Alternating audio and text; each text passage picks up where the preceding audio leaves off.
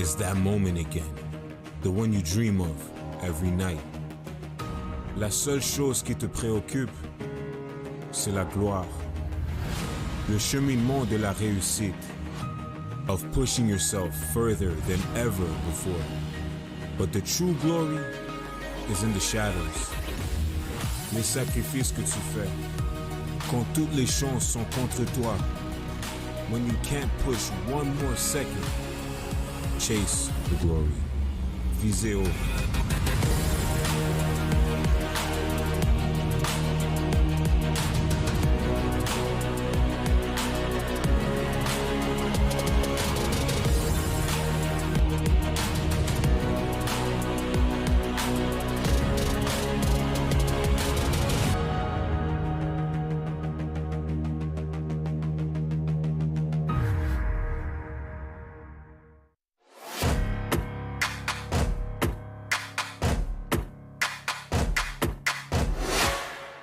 Sports on CBC, les championnats U-Sport, brought to you in part by, vous êtes présenté par Nike Team, Just Do It, faites-le.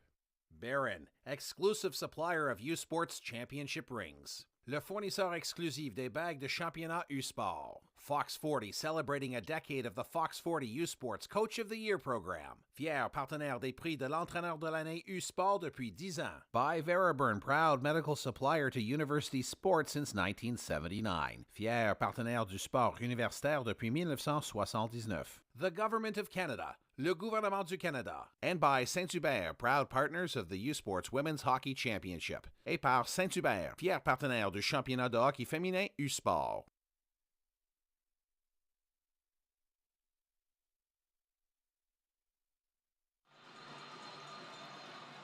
Welcome back to a thrilling semifinal Saturday at the 2023 U-Sports Women's Hockey Championship on CBC.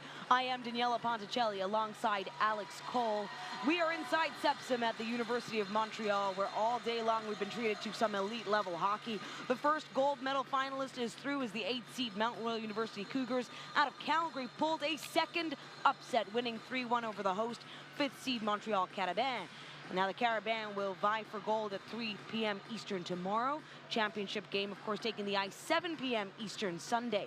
Right now, though, another great matchup. This time, the conference champs in the home number 2 seed UBC Thunderbirds from Canada West and the number 3 Concordia Stingers out of the RSEQ. Alex. Yeah, and you know, to get here, we might see the bracket up on the screen soon, but to get here, we look at UBC, a 2nd seed playing 7th seed St. FX. They won that game 3-2 in overtime. It was a fantastic game, great goaltending from both netminers.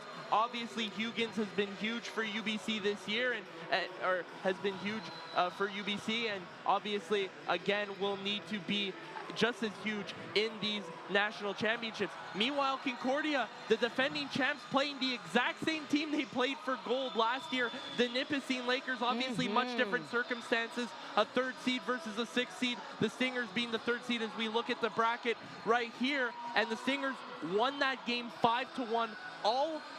The first 4 of their goals were scored on the man advantage at 5-on-4, and then were able to score an empty net with about 7 minutes to go.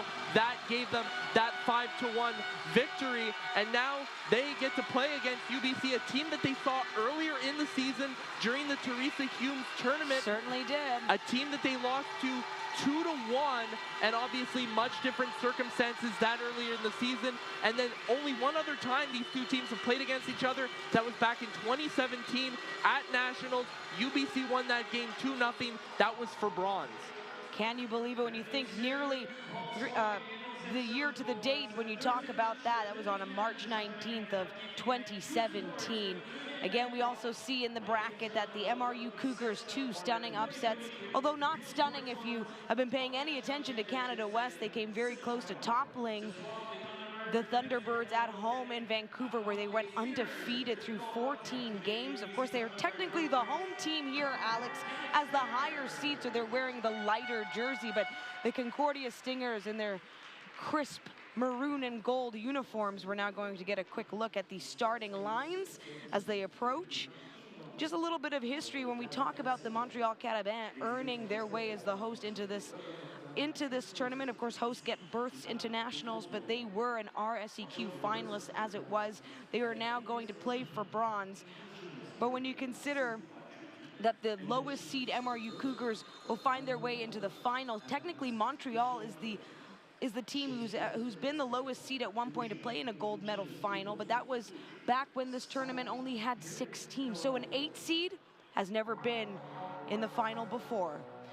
We'll head to a quick break in just a moment as we tee up for this terrific second and final here semi-final of a massive day where all 8 teams have taken the ice.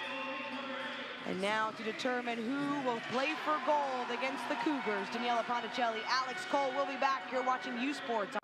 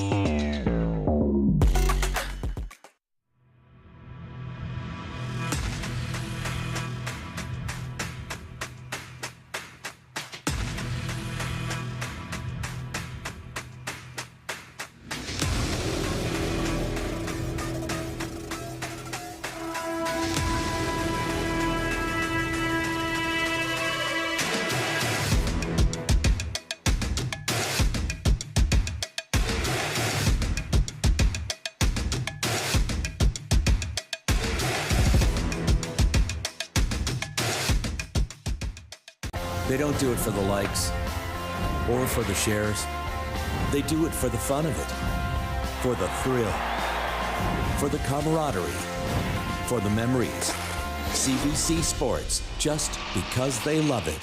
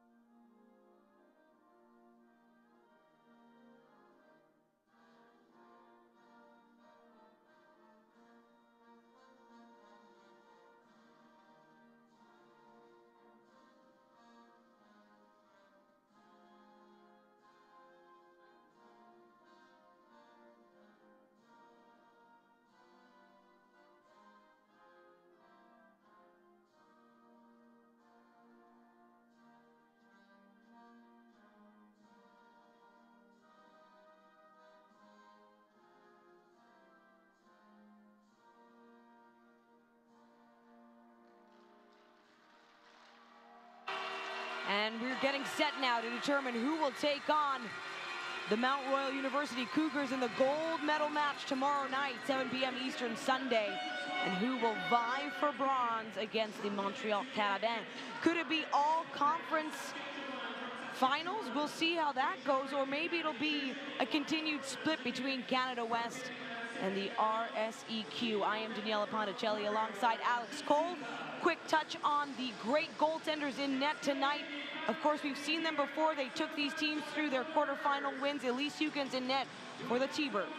Yeah, and Hugens, obviously, what more can you say? In the regular season, a 1.05 goals against average, 94.9% save percentage, 6 shutouts, also had 3 shutouts in 6 playoff games. So just some fantastic hockey there. And then Alice Filbert had 3 shutouts in the national championships last year, didn't allow a single goal. I mean, what more can you ask for from your goaltender? It's incredible, and that goal that got by her last night, it certainly was an intriguing one, but it won't deter her. They came through with the win, as both of these two teams did, to meet here on the championship bracket. As we get set to go, Emmy Fecteau going toe-to-toe with Jacqueline Fleming, and UBC will take it away, but it's in their own zone. Captain Ryland McKinnon, who opened scoring for the T-Birds in their quarterfinal. Again, the only game so far to go into overtime here at the 2023 U Sports Women's Hockey Tournament. A championship that has got a rich history with the Stingers, and UBC looking for their chance to get back in the final and take home their first gold, possibly. Still have to get through this tough semifinal. Concordia Stingers, technically the lower seed. They're the team in their dark color uniforms, reflective of that as the visitor. They're way more at home here in Montreal. Being from Montreal, this is just not their barn. Here comes Rosalie Béjancier, who surprisingly was left off the stat sheet last night, as all those goals were scored on the power play, so a lot of them coming from those units, including Alexandrienne Boyer. But McKinnon getting in close to Filbert. They know they need to provide some volume on net. Hannah Coral keeping it in from the near point. Shanreet Bassi as well. Looking for support from Fiala. Down deep in the near corner. The Stingers heading up quick. Gendreau also responsible for a number of assists, and Elise Hugens will make that save early on. Yeah, and that was almost a puck that trickled through, but luckily got snagged in the pads. And one thing I'm seeing early here is UBC, and we talked about this off camera before the game, was UBC has a lot of size, and I don't think that size is something that the Stingers have seen a lot of this season. They've seen teams that are sort of as big as they are or smaller, so I think for Concordia, that's something that they're going to have to get used to as this game goes on. And don't discount that the speed is gone. Both of these two teams will be racing around the rink, more than likely. Captain Olivia Hale keeping it in on the near point. She'll rim it around again. What an incredible story. That is Hale as captain for the Stingers. From a walk-on to leading a team like Concordia. Defending champs at that, folks, as they played in last year's final, shutting out the Nipissing Lakers 4-0. Keeping it in, Sierra Laplante. And Bureau Gagnon, another terrific player for the Stingers, making an impact in that quarterfinal. Getting an assist on their second power play goal. All their goals scored on special teams. They were clicking last night. Ireland Parrott, one of the graduating players for UBC now, stuck along the far boards. Maya Baird trying to get in there. Now Béjancier. Felt like she was warming up in a lot of ways, but she's got that championship pedigree. One of the FISU World University Game gold medalists with Team Canada. No one from the T-Birds made an appearance on that Team Canada roster, but again, they came out through in Canada West. Top through the regular season, setting a single season conference record for wins. Here comes Ryland McKinnon, right in front in a scrum, as Alice Filbert will shut it out. Yeah, and that's something that Alice Filbert has been so good at so far this season, is just being able to get the pads down and staying strong with the pads when the puck is in tight, as we just saw on that replay, but for the Stingers, they're kind of getting caught in their own zone, and one thing that they have an issue with is when they get caught in their own zone, they really start to develop problems in getting the puck out of the zone. They get in their own head. They don't make their passes, so something that they'll need to figure out very early on. In the Stinger zone we go. Alice Filbert, veteran, 5th year for the Stingers. This is her final chance here in the National. She'd like to play for gold. Meanwhile, Elise Huggins, just as the play gets stopped here, you have to give credit, a 2nd-year goaltender, so likely we'll be seeing more of Huggins to come out of Sherwood Park, Alberta. Yeah, and you got to figure that, Huggins is a player that if she doesn't win a national championship this year, she'll perhaps win one at some point during her tenure with the Thunderbirds. She's just that good and somebody who can carry this program for years to come. And Moquin-Joubert.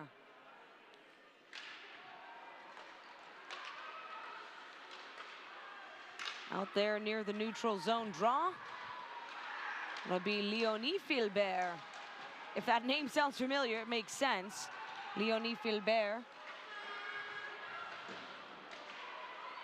Holding down the blue line, one of the anchors. Someone who used to play forward and then switched to defense. Technically last season was plagued with injuries, so didn't play too many games and really settled into that position now. This year, with so many new players, this is not the same team Concordia fielded, and a great save by Huggins early on. I'm getting all amped up here, but yeah, when you talk about defending champs, you have to also take note of how different this team is.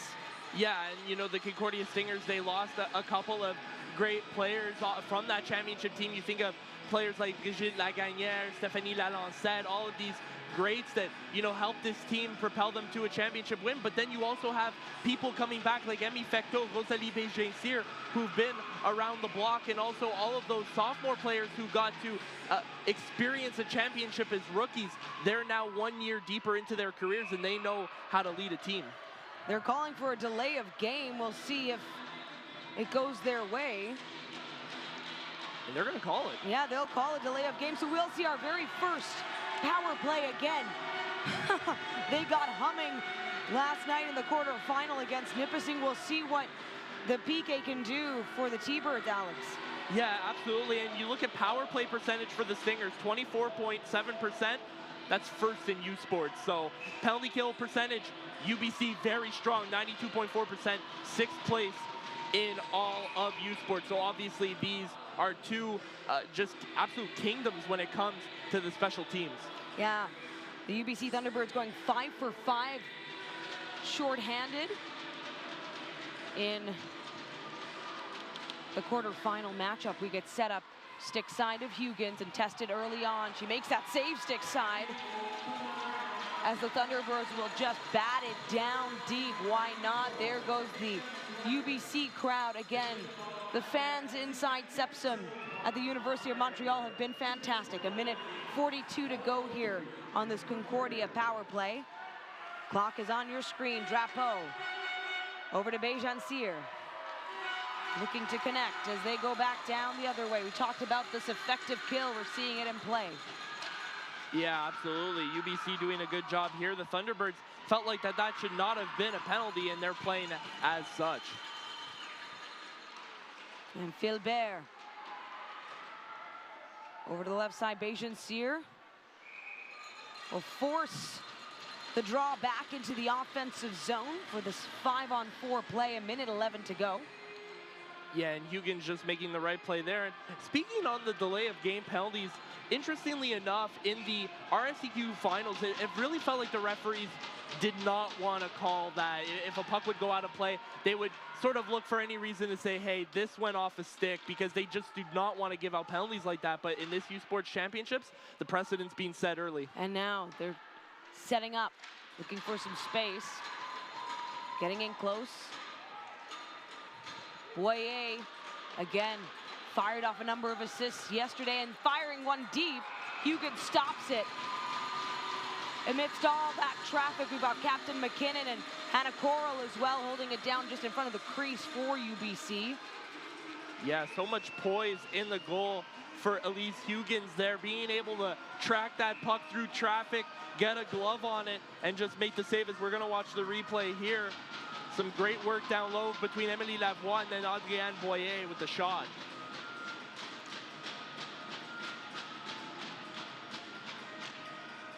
And it'll be Lavoie taking that draw, but UBC takes it away. Annalise Wong, another player to watch, aggressive with those forechecks for UBC, not afraid to skate all over the ice, getting in Lavoie's way now, freeing the puck. 30 seconds to go here, 5-on-4 for the Stingers, but the pressure mounts. Boyer just trying to get away. Sandrine Veillette settling it down, bringing it back to Boyer. Veillette catching on Annalise Wong. Fecteau looking for the pass. She'll take it. Boyer now back to Fecteau. Fecteau, 2 T-Birds, and she touches net! The Stingers strike first. Emmy Fecteau going top shelf blocker side on Elise Huggins. And Emmy Fecteau, she went goalless in the RSEQ playoffs. And she had a goal last night against Nipissing. Gets another player for the Stingers. The Stingers is sniper. And we look here using the UBC captain as a screen. And Elise Huggins could not get a blocker on it. And just what an opening goal, a power play goal at that. And it felt like this Stingers power play had nothing going. It was all Thunderbirds.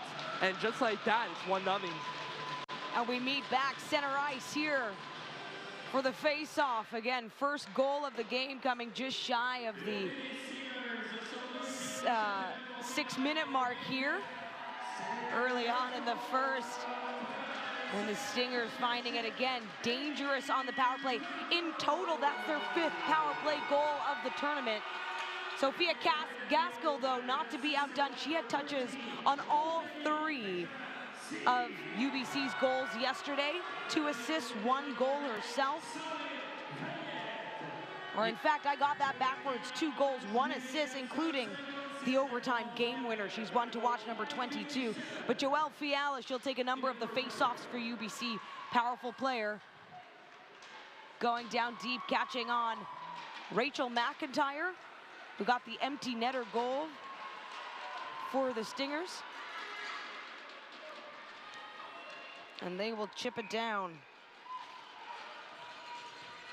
Canada's best university men's volleyball teams will head to Hamilton for the 2023 U Sports Men's Volleyball Championship presented by Mikasa. The consolation round is exclusive to CBC Sports YouTube channel, while the championship semifinals are on CBC Gem, CBCSports.ca, and CBC Sports YouTube channel. Check out usports.ca for all the game times and channels. And Concordia, very solid start to this game right now. They're exactly where they want to be, but UBC, they've shown flashes of brilliance throughout this period so far, and this game definitely far from over, especially if the last game we witnessed between the Cougars and the Carabins is any indication. Concordia goal scored by Justine Yell, assisted by Rosalie Béjancier and Sandrine Veillette. And now another chance in close. That one, kick save, blocker side. The crowd getting excited early on here. Kanisha Miswagon finding the puck and looking to get it out of their zone. And up to Cassidy Rhodes, the rookie goal leader. Actually, the team goal leader just happens to be a rookie for UBC. Gendreau. Thibault now moving up quick, getting caught up along the benches. And so for Concordia now, they're just kind of slowing down the play and they want to start clogging the neutral zone. Obviously, UBC, a team that they've seen so far this season, they were only able to score 1 goal, but it was early in the year when the Stingers offense wasn't clicking. Since then, the Stingers have had a much easier time scoring goals, and already Emmy Fecteau with that goal earlier. So it'll be very interesting to see how this game develops for both teams. You know, the Thunderbirds, they're a team that hasn't experienced a ton of adversity this year. They're 24-2-2, so I'd like to see how they play down by 1. And neutral zone draw. Sierra LaPlante will take it away. Carrying it up the far side. And taking a big bump is Corinne Sandulins. Down deep, LaPlante again. Wrapping her stick around, trying to get on it. Help there by Madison Weeb.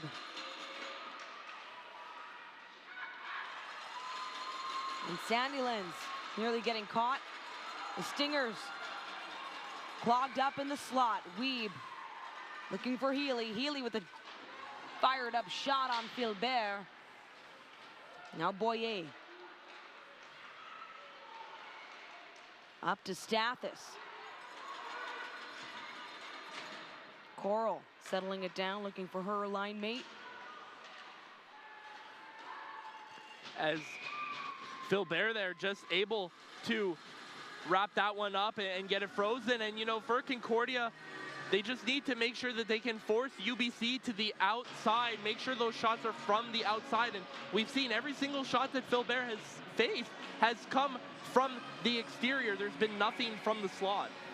And yesterday, Philbert made 11 saves to keep her team in it. 11 saves when you consider through 60 minutes of play.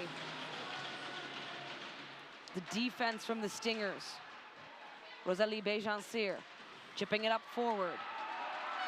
Now Drapeau gets moving quick.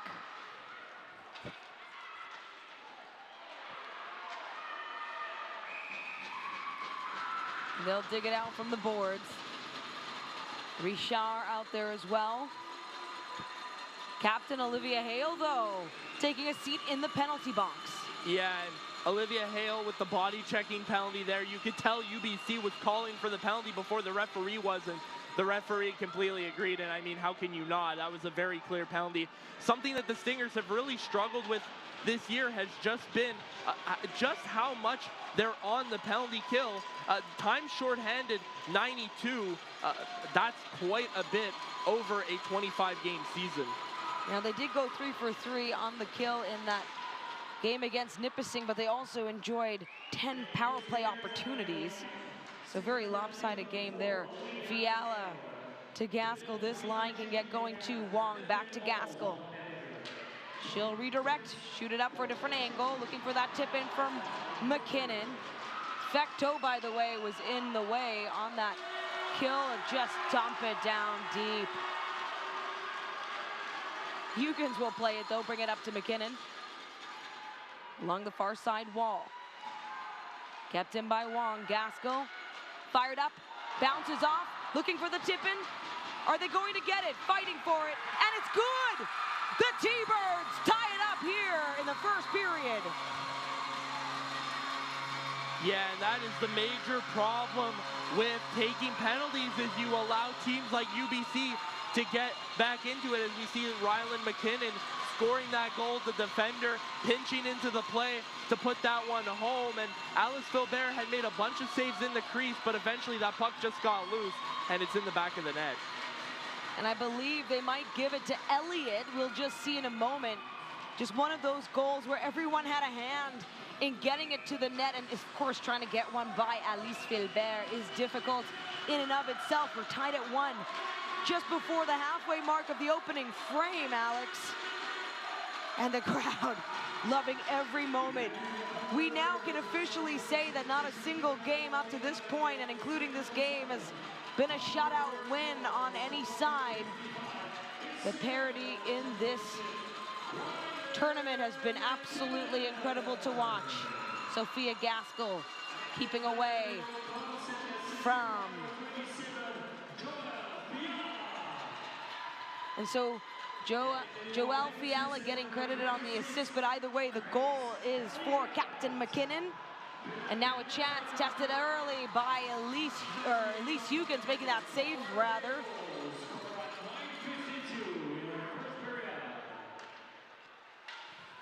The big voice in venue announcing that goal again. Captain Ryland McKinnon, she opened scoring for the team in the quarterfinal as well. Yeah, and that was just a great play there by the captain, obviously. getting that one off, and then we saw it back down the other way at Concordia. It was Jessie Drapeau. She saw Emmy Fecteau score blocker side earlier on Huggins and tried it there. Now Lavoie with a nice pass, but it's left down deep as Béjancier. Now another chance, that one touching the backwood this time.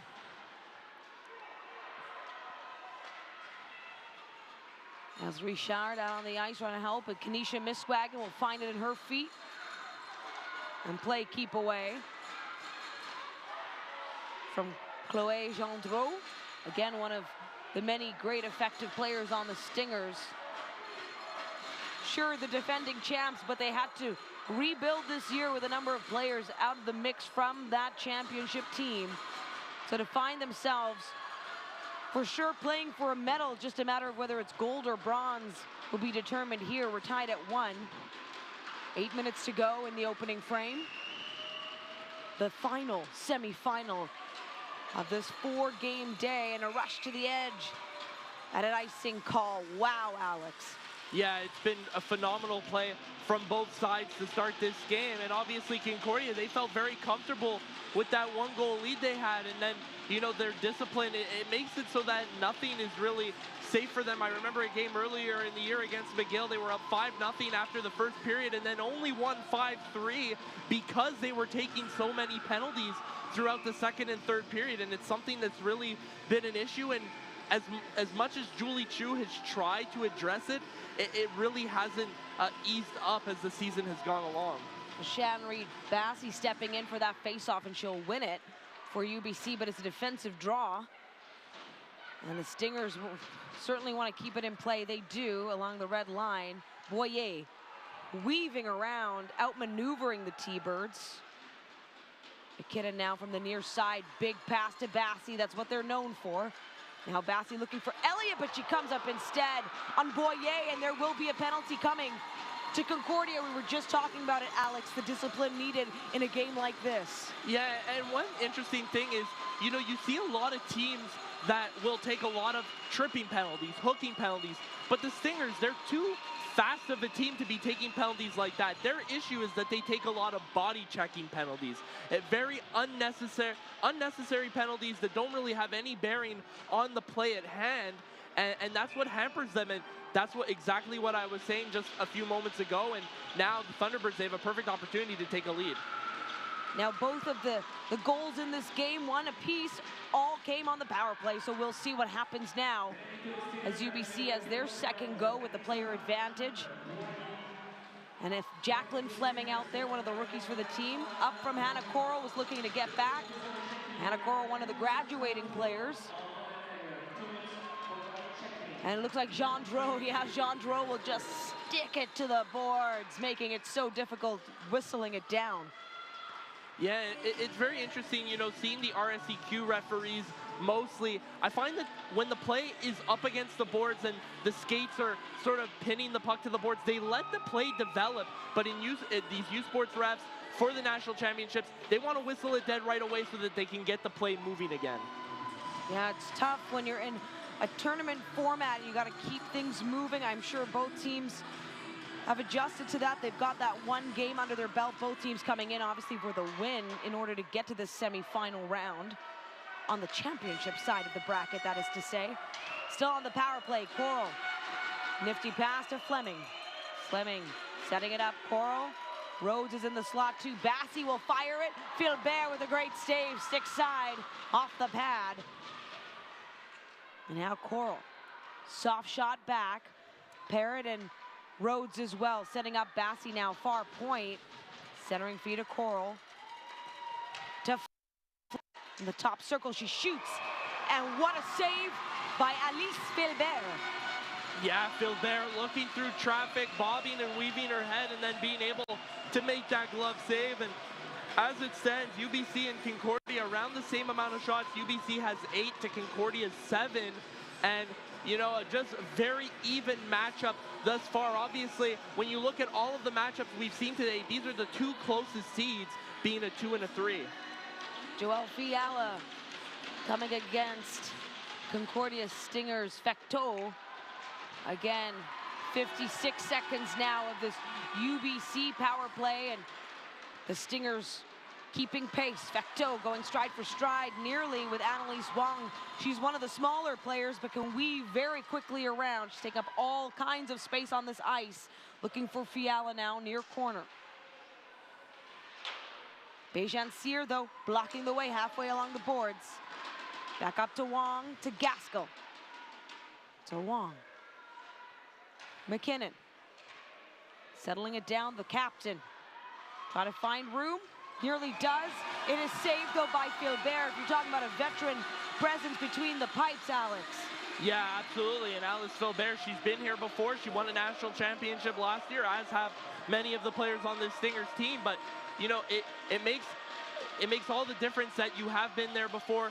She obviously is used to getting shutouts in these types of games, but obviously, you know, she's seen so many penalty kills this season. She knows what she's doing in these pressure-packed moments. Yeah, Alice Philbert shutting out all of Concordia's opponents in their run to the gold medal last year at Nationals. Wong. Back up to McKinnon. 8 seconds left here with the player advantage to Sophia Gaskell. Trying to get by.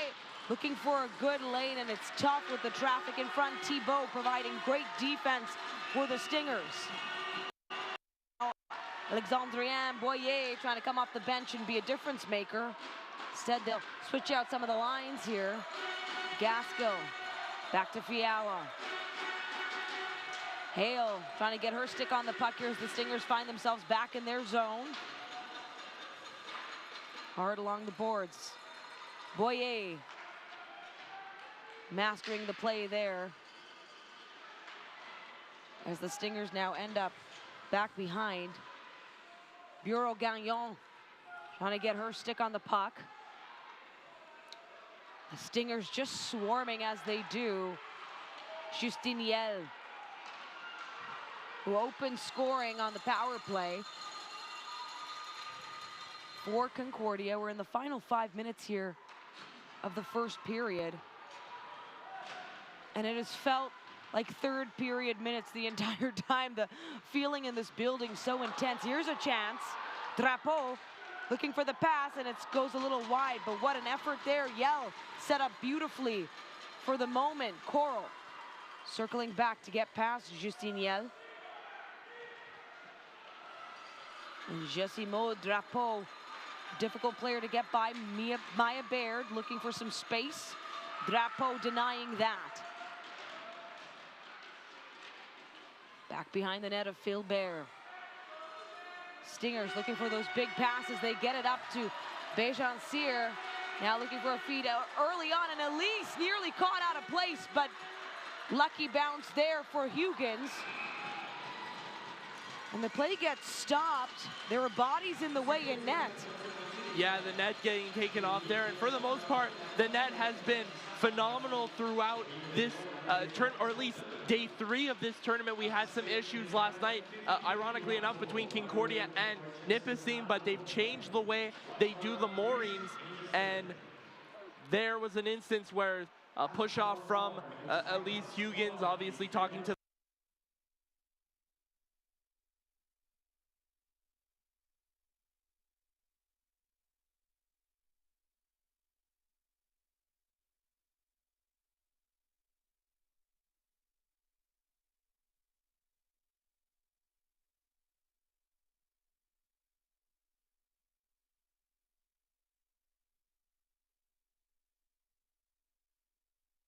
well by Huygens in the glove. Yeah, a shot that probably was going to go above the net, but you never want to take a chance if you're the goaltender. And we look sort of down the other ice, and Philbert, knowing that, you know, she's had a decent amount of shots, but not a whole lot, so she's just going to take a tour of the ice. In fact, UBC just barely leading Concordia for shots on goal, 8-7 here in the first period. Now Grace Elliott showing off her speed, getting in close, but denied by Leonie Philbert. And Philbert now looking for some space. Drapeau moving up quick. Gendreau rather trying to find that open space, or trying to create it anyhow. Fiala. Big pass to Bassi. Bassi setting up back to Fiala. And right in front of the net, Philbert with great saves, bouncing up and down. UBC hang on in their attack zone. Fiala with a big shot right behind the net of Philbert now. Hannah Coral from the far point. Again, the Stingers are meeting UBC with the defense, just a tough squad. Courtney Rice getting her stick on it. We knew it would be a tight battle between these teams.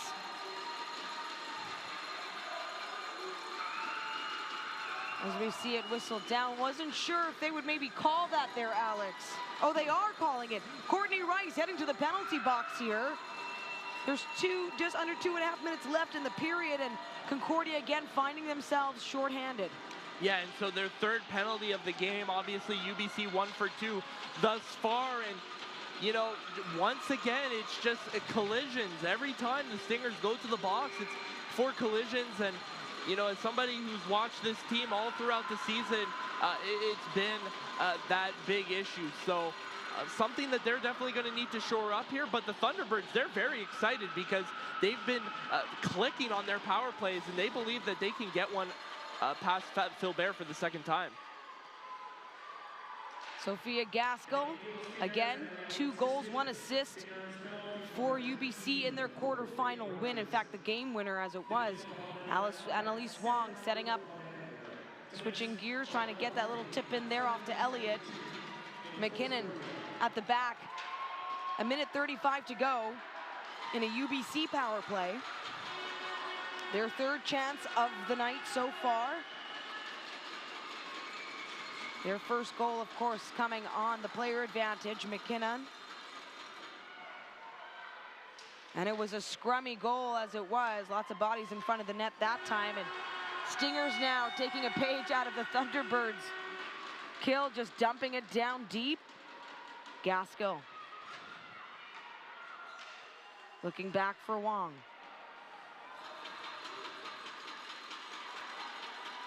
Great players out on the ice right now. Moquin Joubert and Sandrine Veillette, of course, who also scored for the Stingers in their quarterfinal now.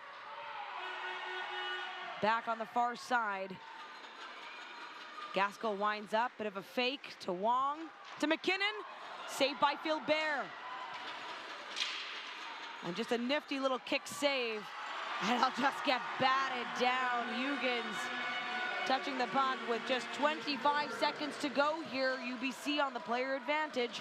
Yeah, and Alice Philbert coming out big, obviously making a couple pad saves on that sequence, and then the Stingers just doing right by their goaltender to send the puck down the ice. Fleming to Rhodes. Rhodes now trying to battle back. Bounce off the board from Concordia. That's Olivia Hale, of course, their captain. It's been absolutely tremendous for the team. And we're back at even strength, so a good shorthanded effort there by the Stingers to keep it tied at 1. And now the clock just winding down here, final seconds of the first period. Big shot off, that goes off the backboards. Maya Healy trying to meet it along the near side, can't do it. Ireland Parrott. Fecteau will flash her brilliance. And that will do it for the first 20, tied at 1. We knew it would be close. We got the number 2 seed, Canada West champ, UBC Thunderbirds opening up here, or at least tying it, I should say.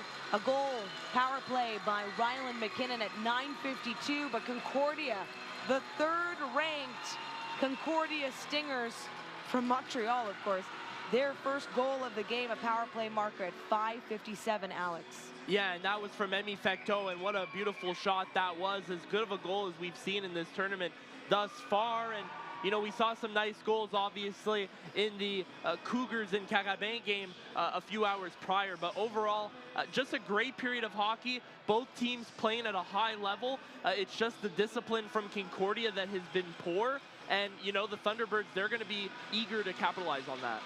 And we should be heading down to the bench right away to speak with Emmy Fecteau. And it'll be our very own Isabelle Germain doing this French language interview.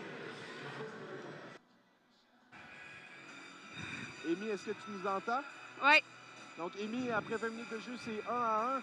Donc, est-ce qu'on s'attendait à une telle puissance là, du côté de UBC? Oui, c'est sûr qu'on s'attendait à ce qu'ils sortent fortes. Mais je crois qu'on fait bien ça, nous aussi. Il faut peut-être rester un peu moins dans le banc de punition si on veut aller plus à l'offensive. Mais non, je crois que ça va bien. Et Amy, là, tu as obtenu 5 passes en série. Là, c'est 2 buts coup sur coup en 2 matchs. Peux-tu nous ramener sur la séquence de ton but en première période qui a créé l'avance pour votre équipe? Oui, bien, ça fait du bien de scorer un peu. Ça faisait longtemps. Mais j'ai eu une belle passe d'Alexandre Anne, puis je suis rentrée dans la zone. J'ai vu le trou, j'ai lancé, puis ça l'a rentré.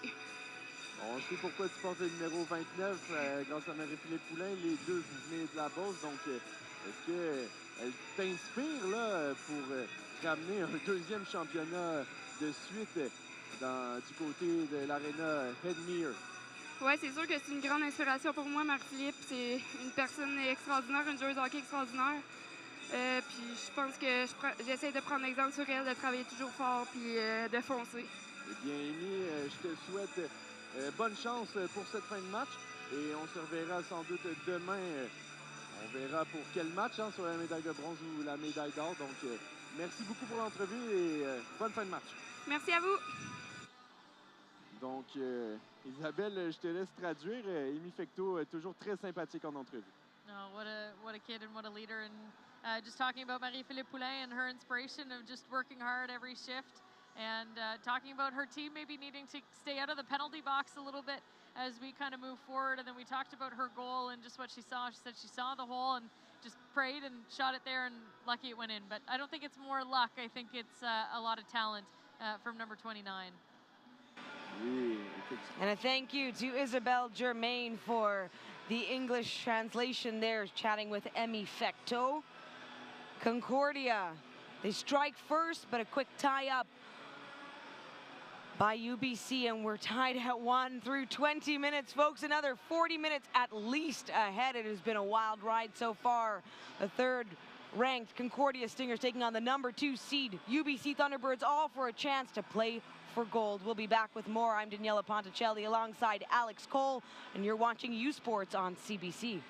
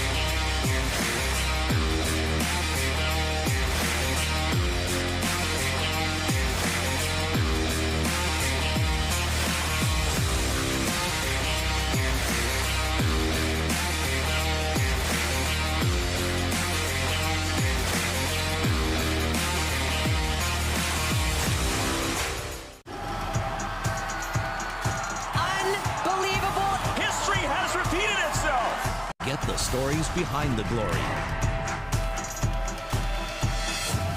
Watch, listen, stream, read CBC Sports.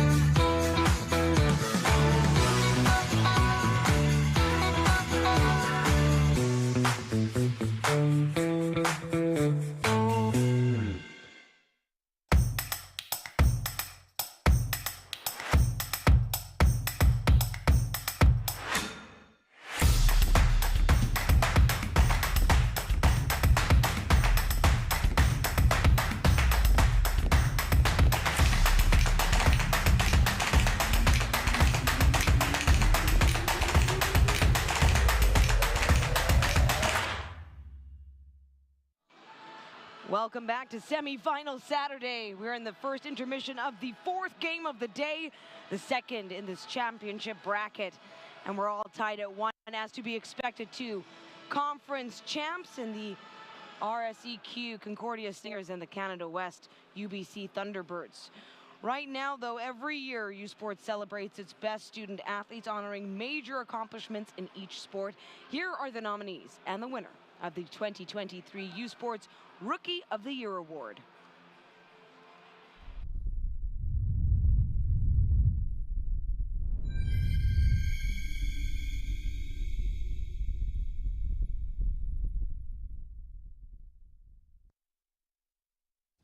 The nominees for the U Sports Women's Hockey Rookie of the Year are, en nomination pour le prix de la recrue de l'année en hockey féminin U Sport 2023, des sports universitaires de l'Atlantique from the AUS, Oriana McNeil, Université de l'Île du Prince-Édouard, UPEI. Du Réseau du sport étudiant du Québec from the RSEQ, Jade Picard, Université de Montréal, Montreal. Du sport universitaire de l'Ontario from the OUA, Kiana McKibben, l'Université de Windsor, University of Windsor. Et de l'Association Ouest Canadienne from Canada West, Sydney Mercier, Université de Calgary, University of Calgary. La recrue de l'année en hockey féminin U-Sport est, the winner of the U-Sports Rookie of the Year in women's hockey is, Sydney Mercier, Université de Calgary, University of Calgary.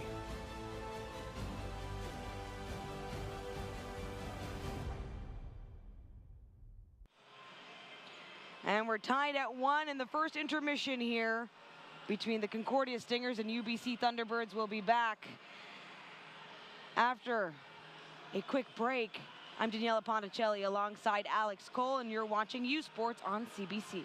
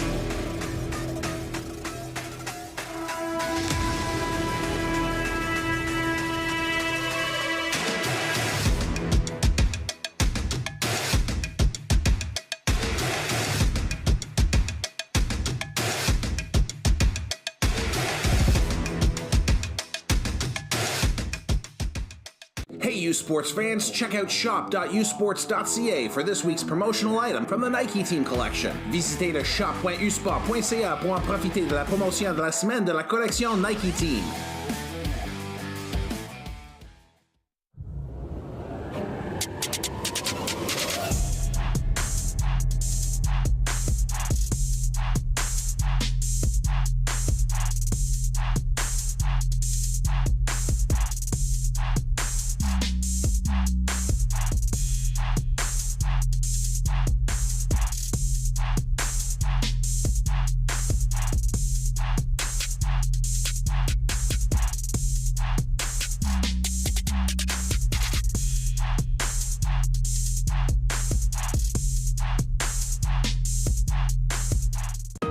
It's that moment again, the one you dream of every night.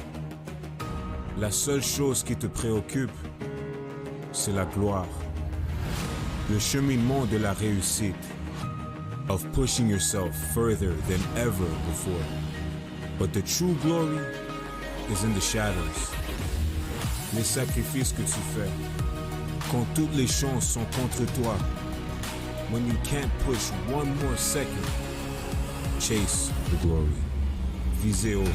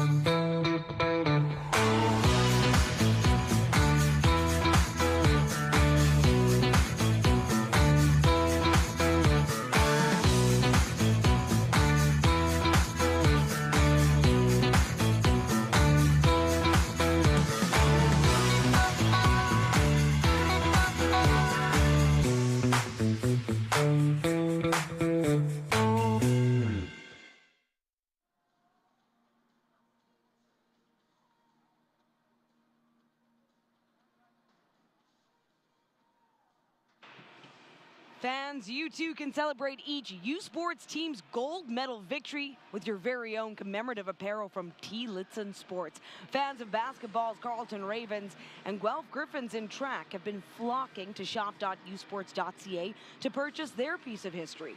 On Monday, the championship collection from this championship will be available for purchase. But hurry, supplies will go fast with this limited time offer.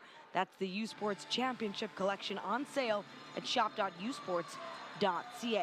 You can hear the music start to change as the intermission winds down after the first 20 minutes.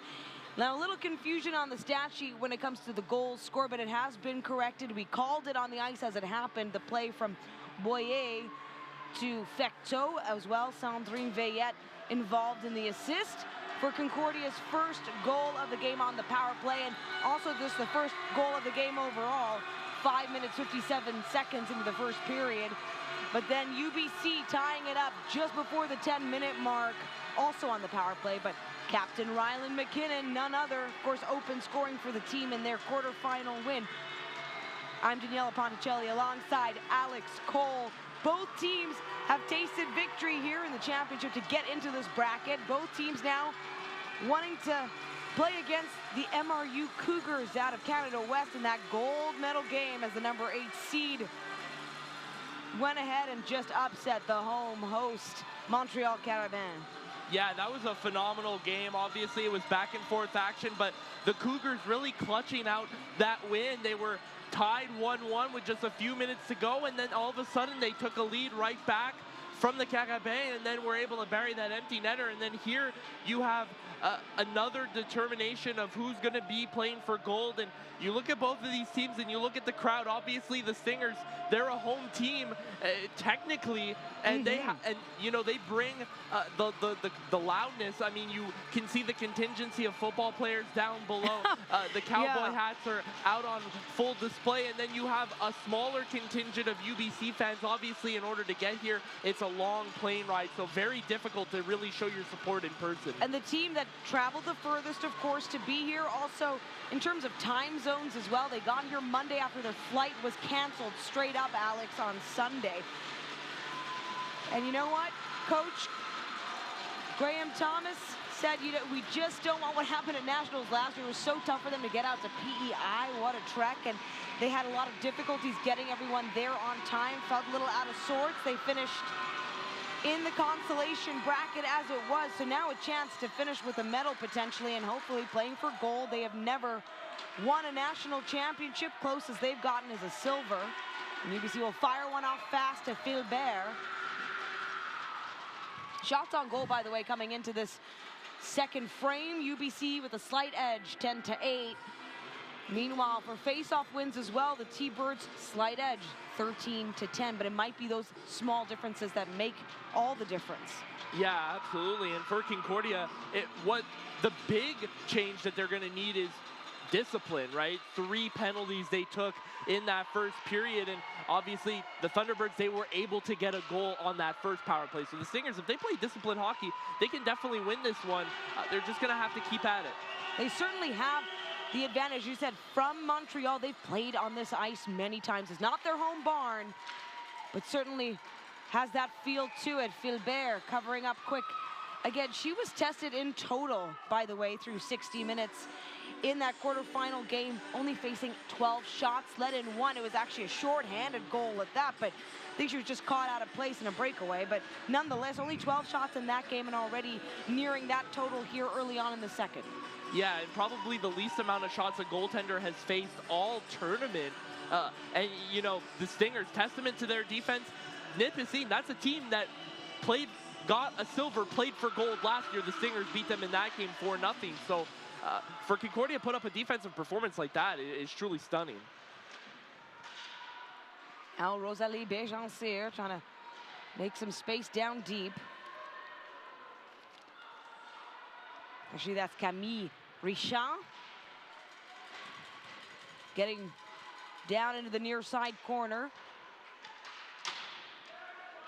Looking for that momentum to swing into the T-Bird zone here in the second period.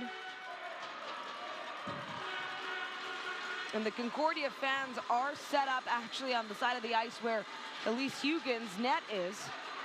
So right now, a little quieter for Alice Philbert on the other side as she keeps a watchful eye over her shoulder. Shanreed Bassey working with her line mate Grace Elliott.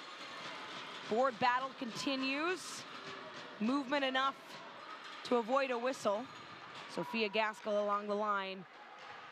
Gendreau creating some distraction. It's enough there. Body blocks in the way. Gendreau just little touches. And Maya Baird looking to poke check it in. Philbert though. Gendreau along the far side. Big shot fired. Stick side save by Hugins. Now Gaskell looking up ahead to Baird.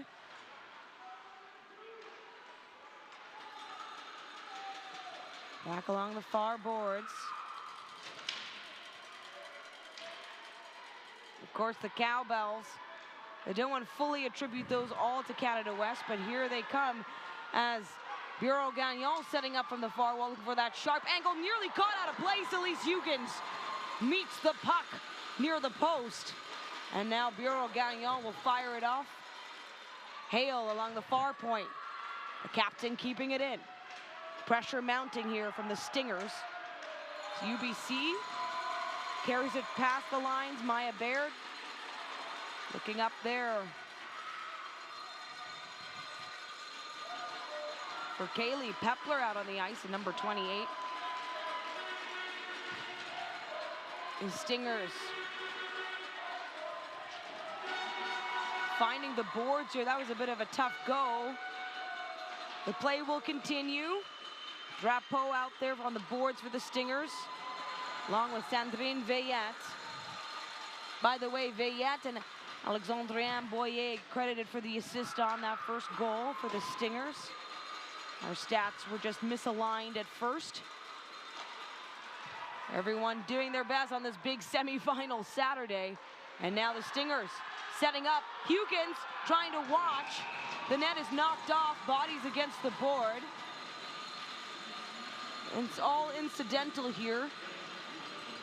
Yeah, and we've been having a couple of issues with the net on this side of the ice because we saw Huggins, the net came off and then she put it back on its moorings herself.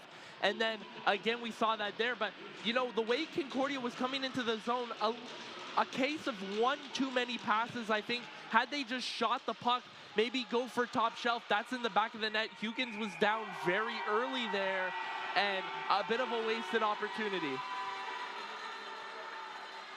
Well, the crowd is certainly feeling a swell of momentum for the Stingers. It is an offensive zone draw for them. Jean-Reed Bassey stepping in on the face-off for UBC. And right to the net, nearly immediately stopped by Hannah Coral. A veteran presence out on the ice for UBC. As Sophia Gaskell will send it up, Bassey will touch it down. And Fiala sending it down deep into the Concordia zone.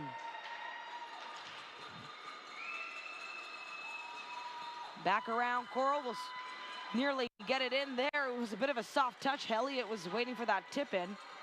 Concordia, Philbert, Leonie up along the near side wall. Trying to get some assistance by Camille Richard. And now Grace Elliott nearly finding herself all alone in the slot. Coral teeing up, big shot down for Philbert, and she's good. And sure enough, Bassey will get sort of roughed up.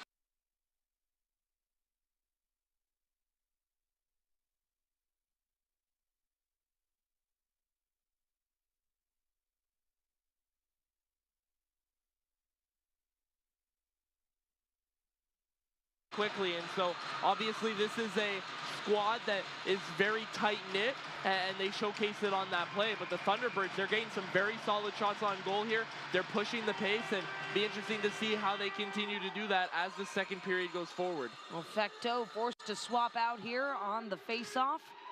So it'll go UBC's way. Cassidy Rhodes nearly pawning one right off the draw. That is something T-Birds are known for. They love those quick passes here. Cassidy Rhodes, again, the team's leading goal scorer through the regular season. And just a rookie year for the T-Bird. And they'll play it down. Cassidy Rhodes with 14 goals in her Canada West debut year. Now down deep below the goal line. Big bat by Wong, and Philbert with great awareness to cover it up. Things are getting a little testy out on the ice. We expect it with such high stakes, all tied at one here, Alex. Yeah, absolutely. And UBC, they're pressing the issue. They're trying to get into Alice Philbert's space, and that's a great way to rattle a goaltender, or at least attempt to rattle one, is you just get in their crease, you keep putting your body in front of them every time they try to freeze up the puck. And yeah, even if their team is going to be able to force the issue, you know, you try to get in their head. Pepler to Fiala. And great disruption by the Stingers as they start to move things along the far wall. Coming up to meet the challenge. The UBC teeing up. Cordic keeping the puck away, and they'll have to bring it back. Kaylee Pepler all the way back. Looking for that pass up to Maya Baird. It does not connect. Now the puck is loose in the center to Cordic. Cordic settling in, trying to get one by again. Great blocking provided right now by the Stingers. An added layer of defense. Emily Lavoie now working her passes. Gaskell can't get her stick on it. 6 minutes into the second period, still tied at 1. Bureau Gagnon getting in the mix there, and it looks like some players caught up on the sticks.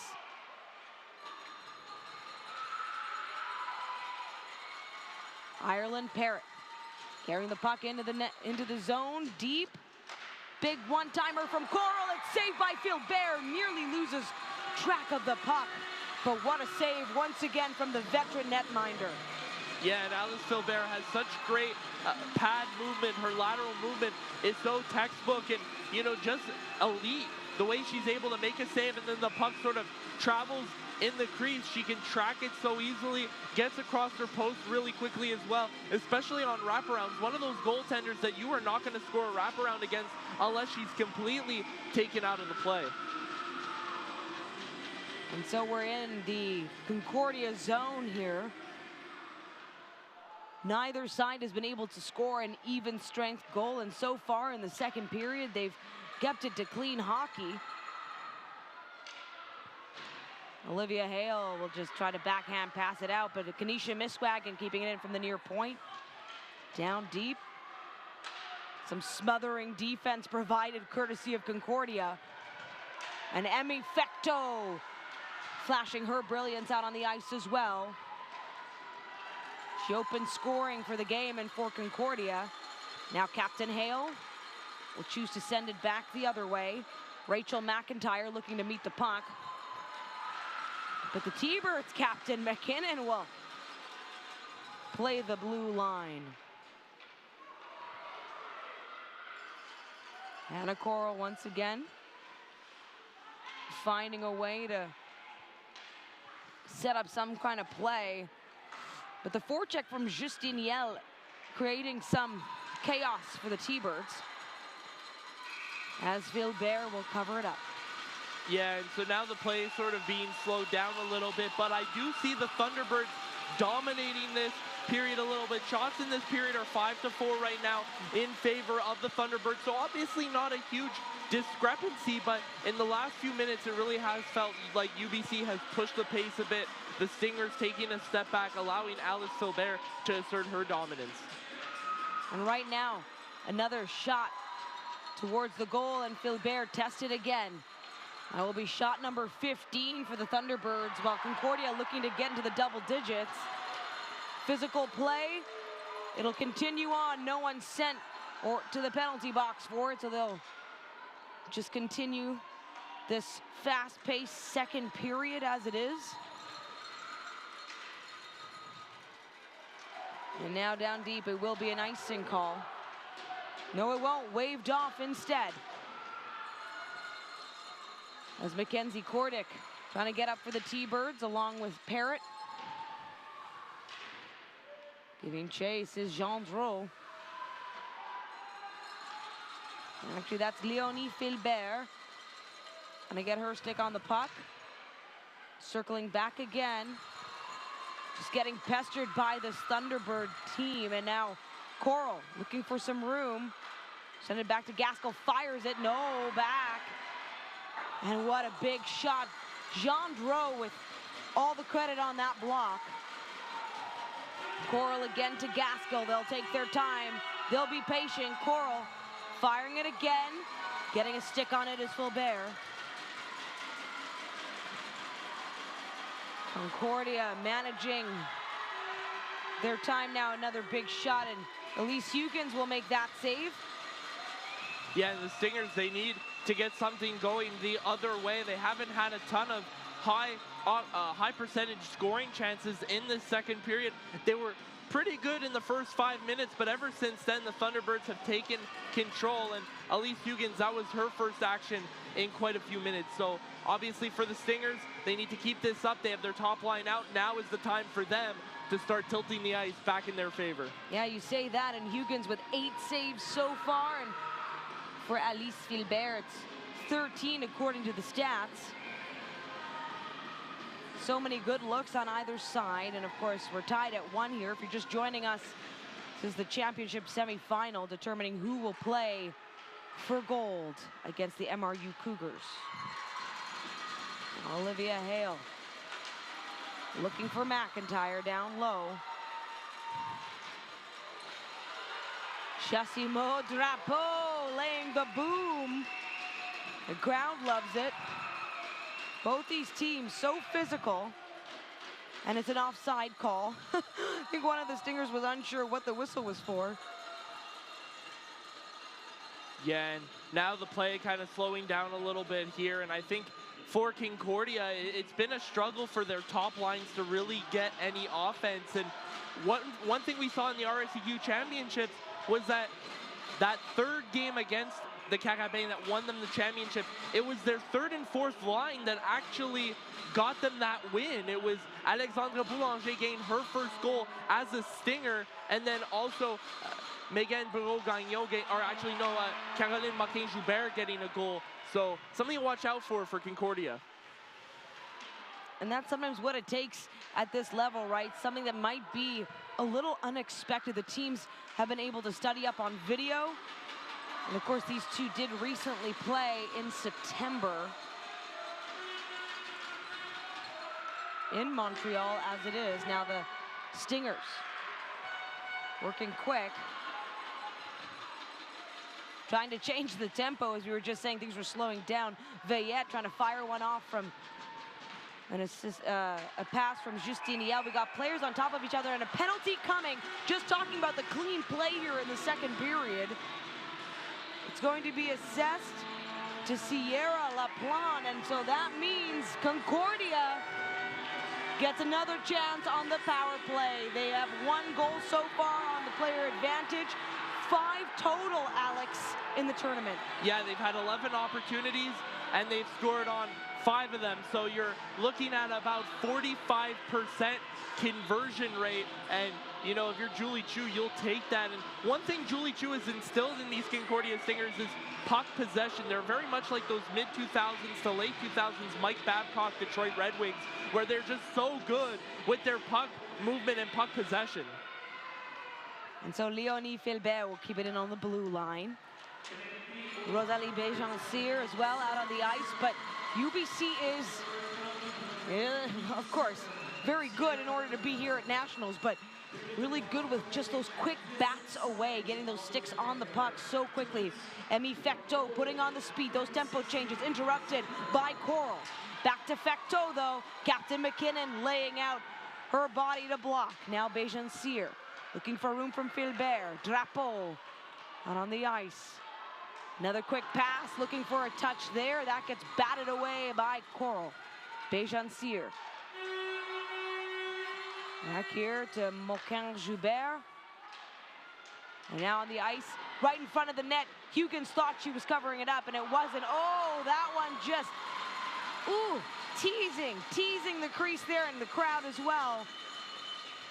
As a minute even left on this power play for Concordia. UBC knows they're in tough going against a team like Concordia when their special teams get humming.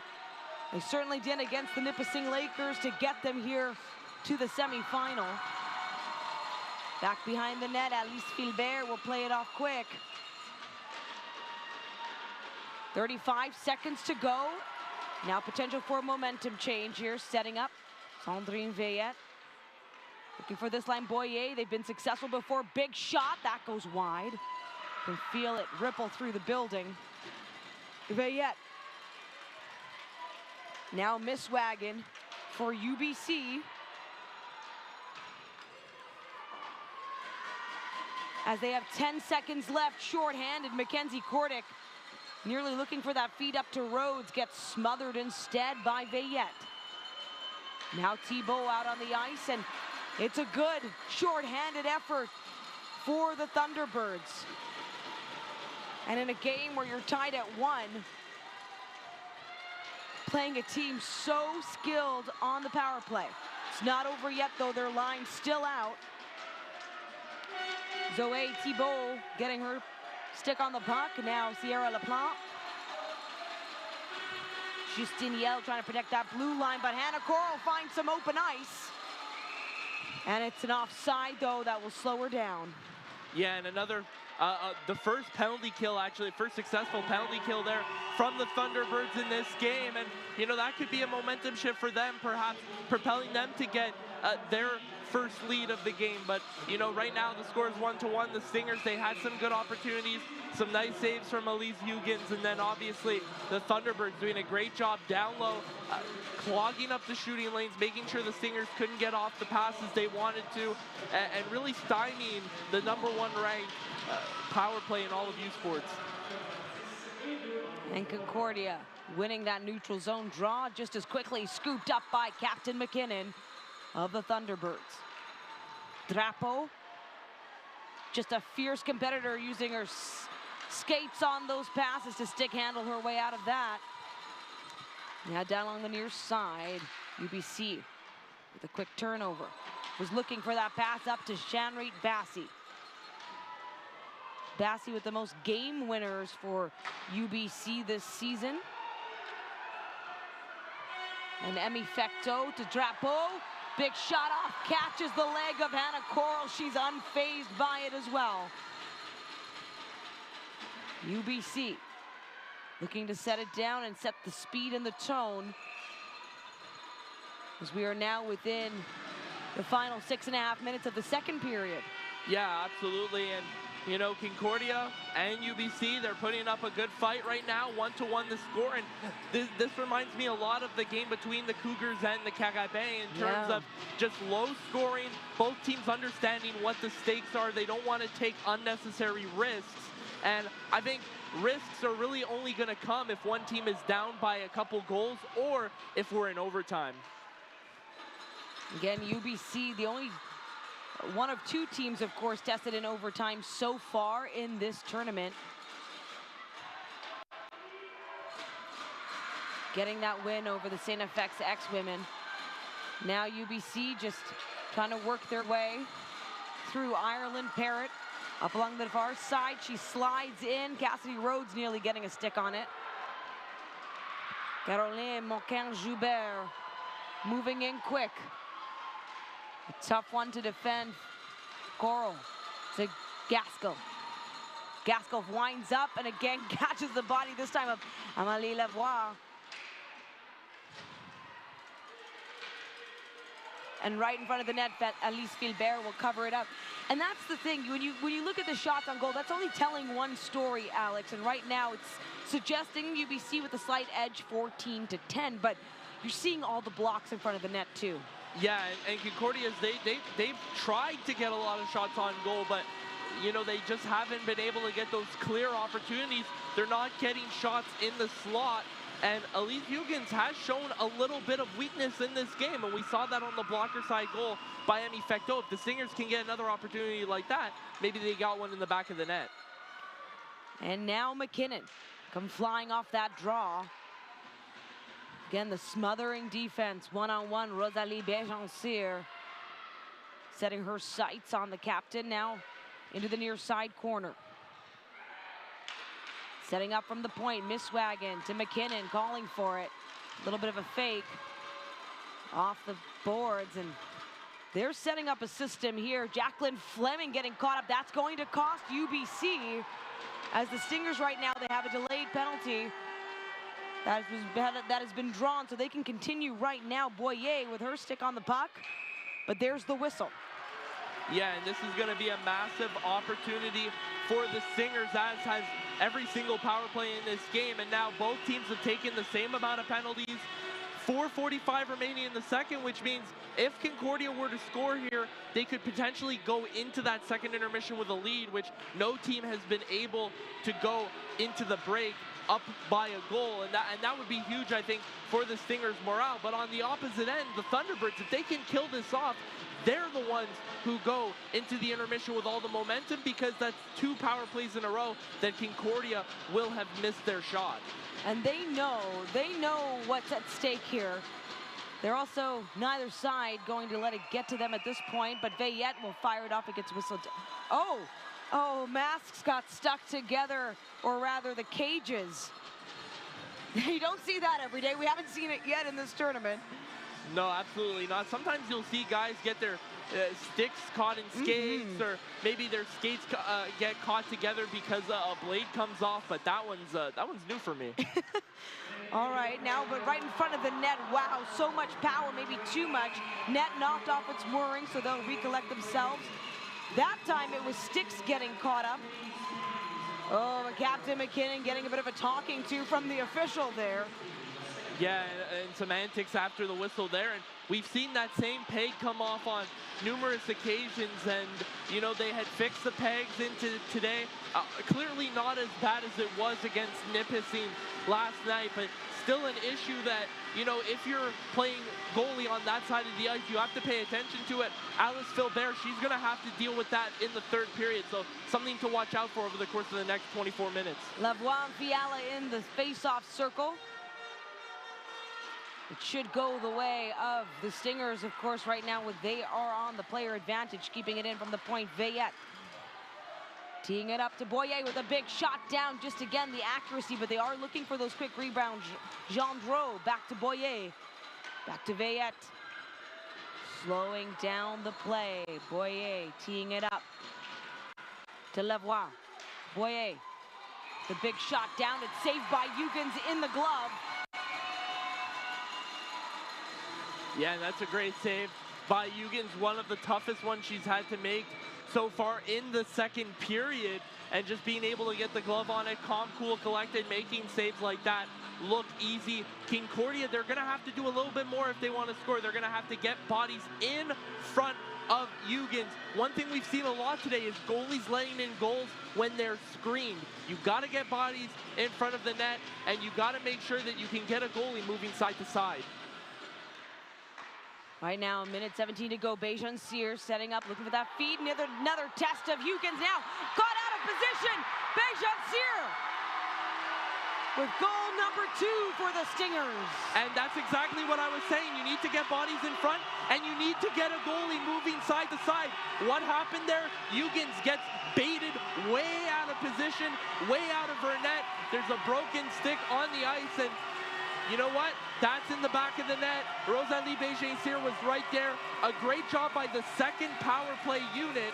And just like that, the Stingers, they have the lead. And if they hold this, they're going to go into the second intermission feeling very confident. So make that 6 power play goals for the Stingers in this tournament so far, the second of the night.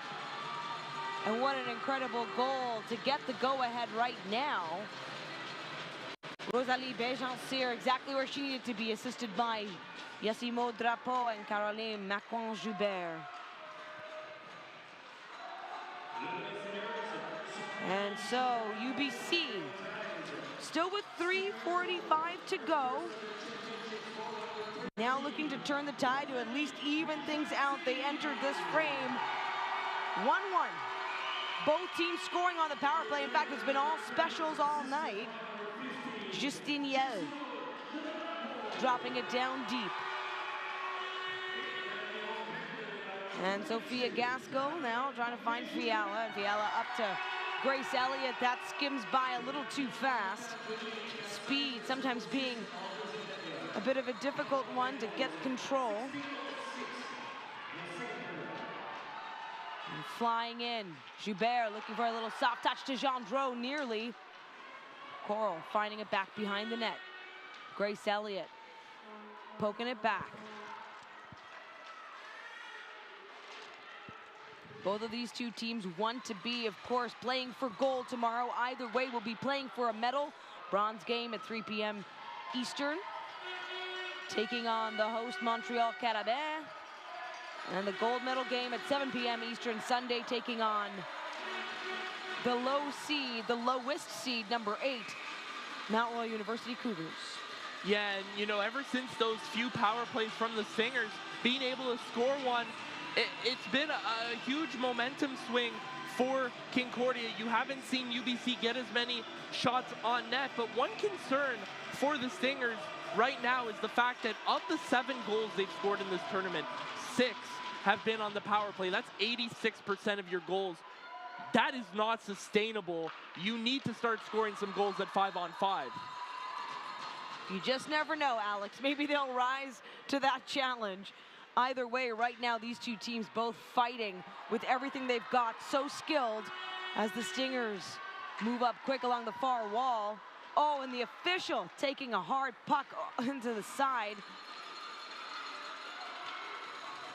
McKinnon weaving by a number of Stingers, finding herself against the back wall. And now Drapeau Trying to get by Miss Wagon, and here's a chance. Stingers in close, Elise Hugans, proving her strength between the pipes. Yeah, and Emmy Fecteau going for the least creative option on that breakaway. Gets an amazing lead pass from Jessimo Drapeau, who wasn't always on this top line. Interestingly enough, if you look at the Stingers' top line, it's all left-handed shots. It used to be Zoe Thibault on the top line, but they've since switched things around, and obviously that chemistry cooking right now in the second period.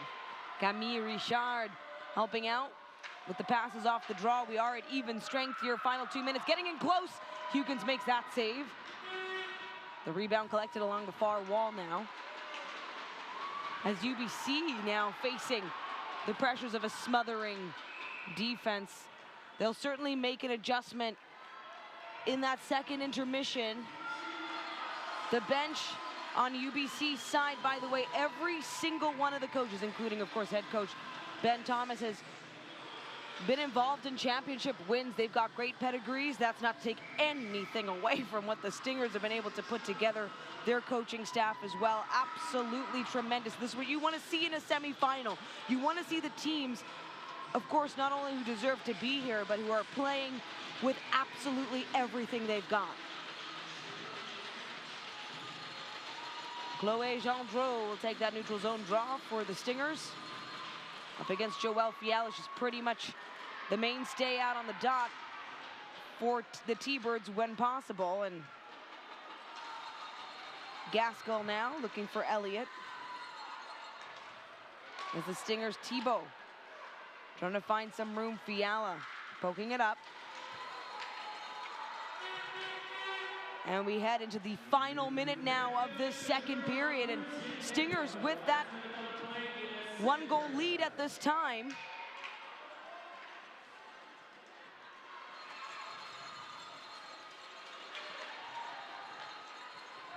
As Boyer works well to keep it away.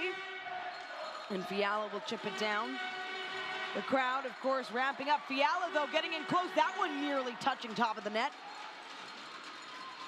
Forcing me to jump up high. Now Shanreed Bassey getting in close. She's one to watch right in front of the net.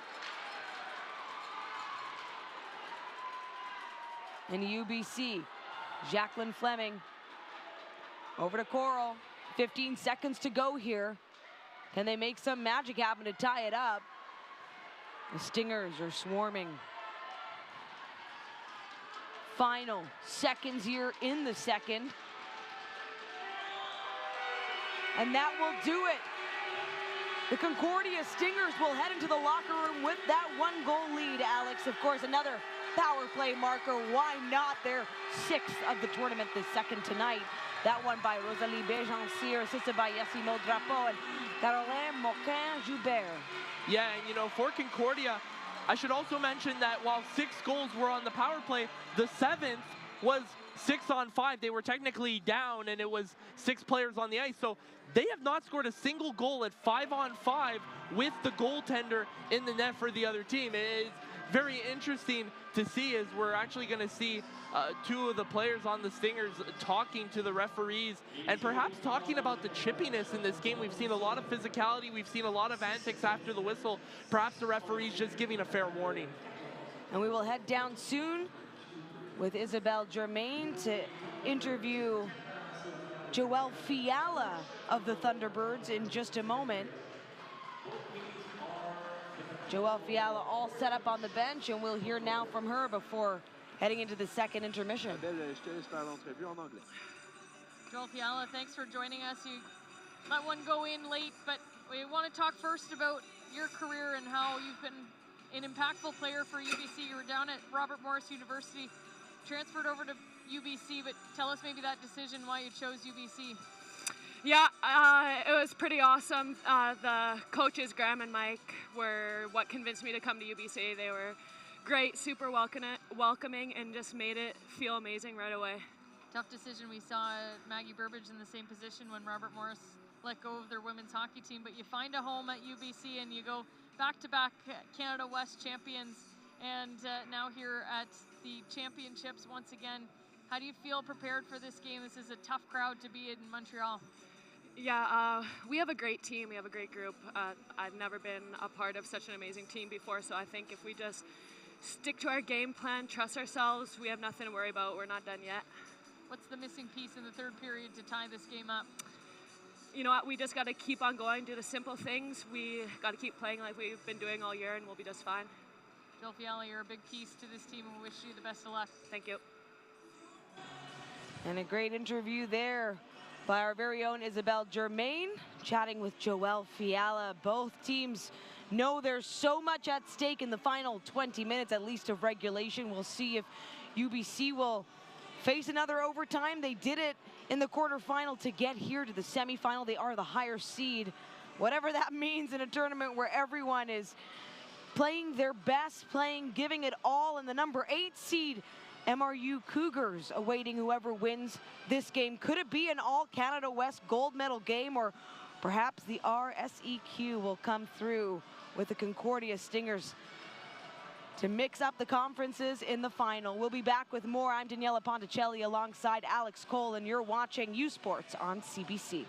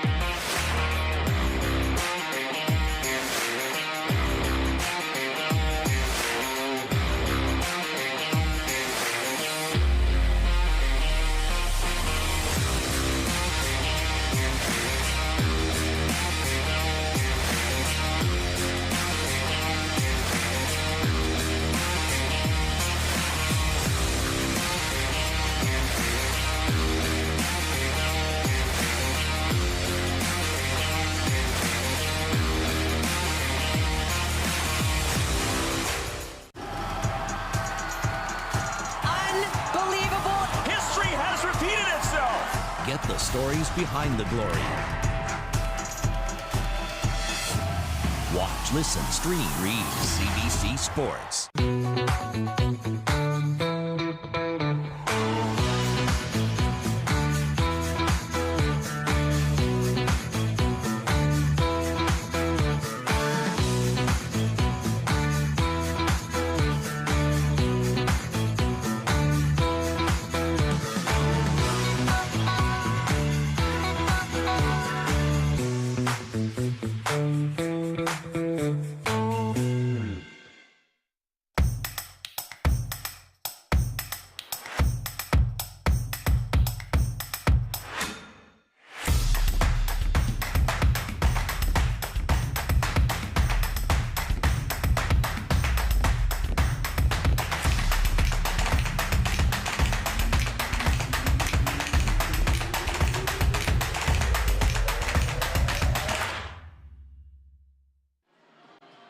Welcome back. Every year, U Sports celebrates its best student athletes, honoring major accomplishments in each sport. Here are the nominees and the winner of the 2023 U Sports Player of the Year Award.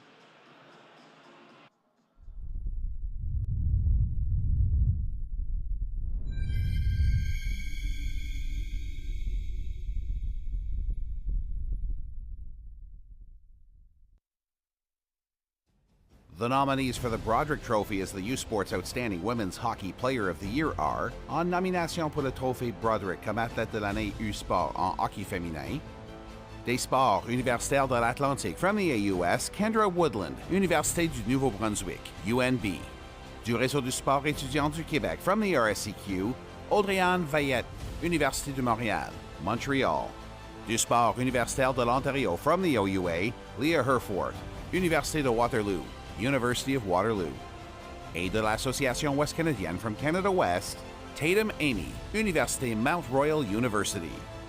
La lauréate du trophée Broderick décerné à la joueuse de l'année en hockey féminin U-Sport est, the winner of the Broderick Trophy as the U-Sports Player of the Year in women's hockey is, Kendra Woodland, Université du Nouveau-Brunswick, UNB.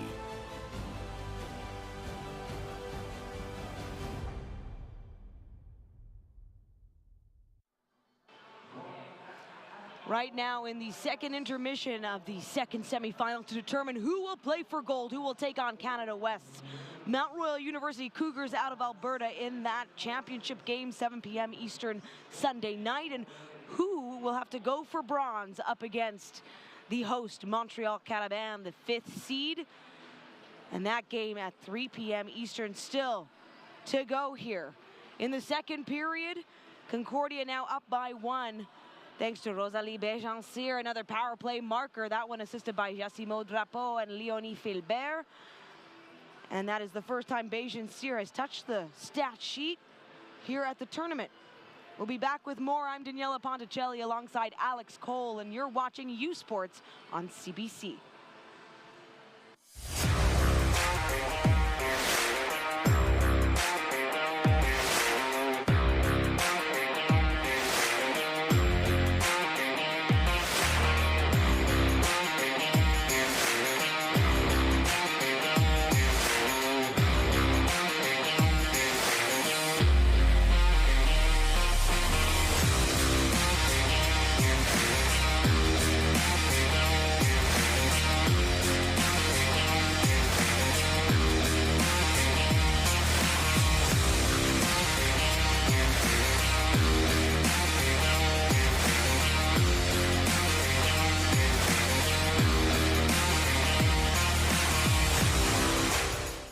This season, catch the best in Atlantic University sport excitement at home or on the go with AUS TV. Soccer, rugby, football, volleyball, hockey, basketball, and more. Tune in at AUSTV.ca. All your favorite university teams showcasing their talents in one place. AUS TV, powered by Bell Alliant. They bring it to the court. They bring it to the field. They bring it to the ice. And now they bring it to you. Presented by Subway, the official fuel of Atlantic University sport.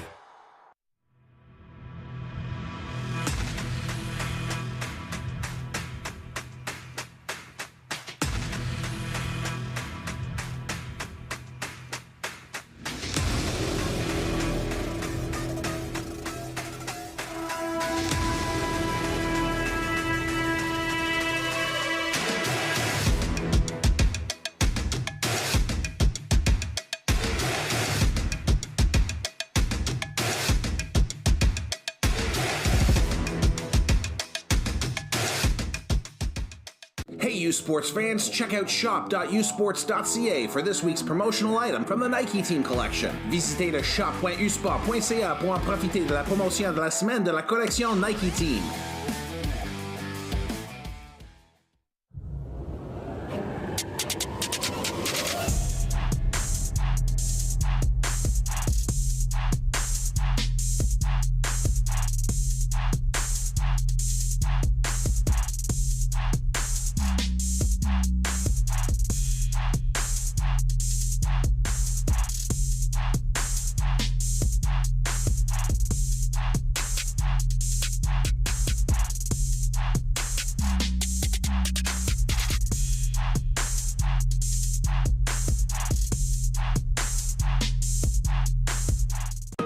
It's that moment again, the one you dream of every night. La seule chose qui te préoccupe, c'est la gloire. Le cheminement de la réussite, of pushing yourself further than ever before. But the true glory is in the shadows. Les sacrifices que tu fais, quand toutes les chances sont contre toi. When you can't push one more second, chase the glory. Visez haut.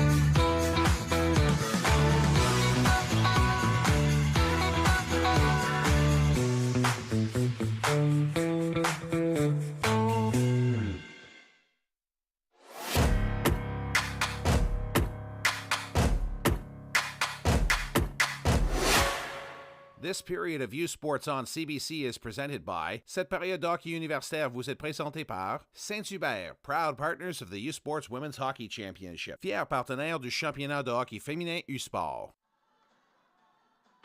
It has been a thrilling semifinal Saturday so far, and why not bring it all into this final period of regulation right now? The number 3 ranked Concordia Stingers up 2-1 on the number 2 ranked UBC Thunderbirds, and check out the stats, Alex Cole. It'll tell you a little bit of the story, just how close this game is.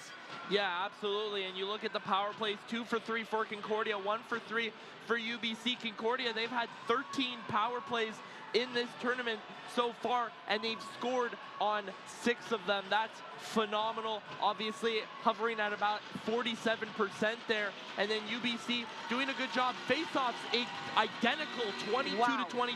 Shots identical, 14-14. I mean, block shots 13-12. Could you get any closer? The only difference is the score is 2-1 on the screen. It's showing 2-1 UBC. That is incorrect. It is 2-1 for Concordia. And those goals, the first one scored by Emmy Fecteau, and the second scored by Rosalie Bergencier. And right in the middle, squeezed in, Captain Rylan McKinnon of the T-Birds, just as she opened scoring for UBC in their quarterfinal to get here. Did the same today, and there's the puck drop. The final 20 in regulation. Again, only one game has gone into overtime, that being the UBC quarterfinal against the number 7 ranked Saint FX X-Women, who will play now in the consolation final tomorrow, 11 a.m. Eastern. And CNFX will be taking on the Toronto Varsity Blues. Lots of bounce in the puck there as it skims into the Stinger zone. And again, it's been a busy day on the ice. All 8 teams have been here on this big semifinal Saturday, the 2 consolation rounds to get things going in the morning. And then, of course, these championship bracket semifinals. Could it be an all-Canada West final for the very first time, perhaps? Yeah, it would be very interesting. Obviously, the 2 Canada West finalists from this year. And, you know, those 2 teams gave each other a very hard time throughout the regular season. So it would be very fun to see them in the finals here at the U Sports Championships. Either way, again, Concordia defending champions. They know what it's like to be in that big game.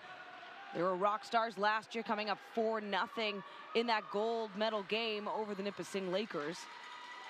Now in the far side corner, Gaskell looking up to Bassi.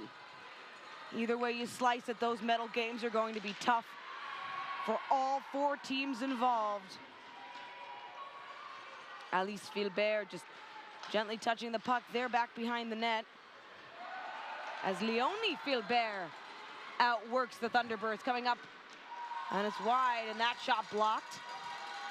Hannah Coral looking for some space as Sophia Gaskell, again, she had touches on all 3 of the UBC goals in that quarterfinal win, including the game winner in overtime. Gibet for the Stingers. Looking for that space, bounced up high. That one almost settling back down in front of the crease. It didn't. Over in the far side corner, Sierra Laplante feeling the pressure from Justine Yell. Again, Concordia so great with smothering any defense there, wanting to fight for it, but flying in fast is Maya Baird, and she's really upset she couldn't keep control of the puck as Bureau Gagnon will dump it down deep. And there's Rosalie Béjancier, of course, getting that go-ahead goal in the second period for the Stingers. In net tonight, of course, for UBC is Elise Huggins, who makes a quick little stick save. And now a slowed down moment into the near side boards, carried out with the speed. Maya Baird looking to catch Sandrine Veillette, can't do it. Concordia doing what they can up high off the glass. And that near side corner getting so much action today as Filbert over her teammate Camille Richard.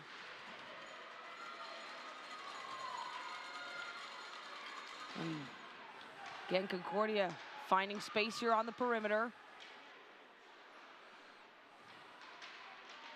Teams being pushed out to the walls, and those battles intense just to dig the puck out. Cassidy Rhodes looking to get going. Rhodes scoring the overtime winner in, or rather the winner in the Canada West final to become champs, to get them here to nationals. Although that was already determined, of course, being one of the Canada West representative next year in that conference. By the way, it'll be a much tighter race as the Saskatchewan Huskies get the berth as the hosts for next year's U Sports Women's Hockey Championship in Saskatoon. Annalise Wong over to McKinnon. A quick touch to Elliott. Elliott scooping in, looking for some room. Stopped in the slot. Fiala's right there. Stingers protect well. Gaskell, the quick little fake through the legs nearly of Justine Yell. Again, Gaskell just trying to find some room and space to open up. She's got that powerful shot, Coral. Soft tap to Fiala. Fiala bringing it over to the right side. Big shot off, nearly trickles in. No way, Filbert freezes it. Yeah, and that's Filbert's first action of the period so far, and did a great job tracking the puck through traffic there. Didn't even really have to make much of a save. The puck just trickled towards her and she could get her glove on it, and that was huge there. The Stingers, they've already taken 5 minutes off of the clock so far in this period, and that's huge for them in terms of time management. The Thunderbirds, though, they need to get something going right away here if they want to tie it. They haven't had a ton of energy to come out in this third period. It seems like they've been wear down a little. I was just going to say, talk about those first touches by Philbert, and considering, yes, nearly 5 minutes into the third, it is very much a mental game out there on the ice between these two. Concordia comes away with it in the defensive zone draw for them. Rosalie Bégency trying to keep it in along the near wall. Halfway down. She's got to get by McKinnon. Does just that. Nearly connects with Fecteau. And now the race is on as Kanisha Miswagon presses towards the boards. Steady defenseman for UBC. Now Fleming weaving through traffic, trying to direct some attention. Wong will fire it. Catches bodies, big shot by Rhodes, again blocked. That time by Alexandrienne Boyer. And Jacqueline Fleming fighting for it along the far wall. Gets the puck loose, sent into the near side boards. As Jean Dro will set it up to Emmy Fecteau. And down deep. Rimmed around the back. And now a chance for Jean Dro getting there. Again, the Stingers swarming, but that soft ice causing problems as they can't fire on all cylinders, whipping the puck.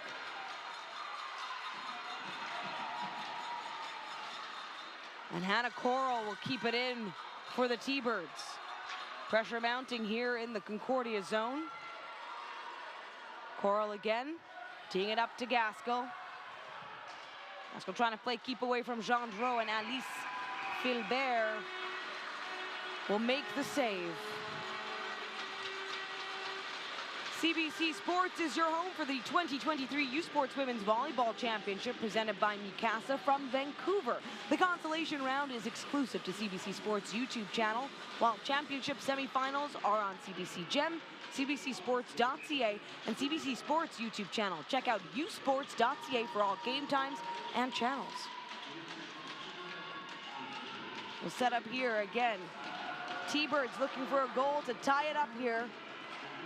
Chance to keep that gold medal game hope alive, as they have yet to bring home a national championship. Concordia has had that success before, would love to do it again. Of course, did it last year. Now Jean Dro down deep. A number of these players have not been, though, to a U Sports National Championship final, despite being part of the defending team. And Fecteau effective from the neutral zone.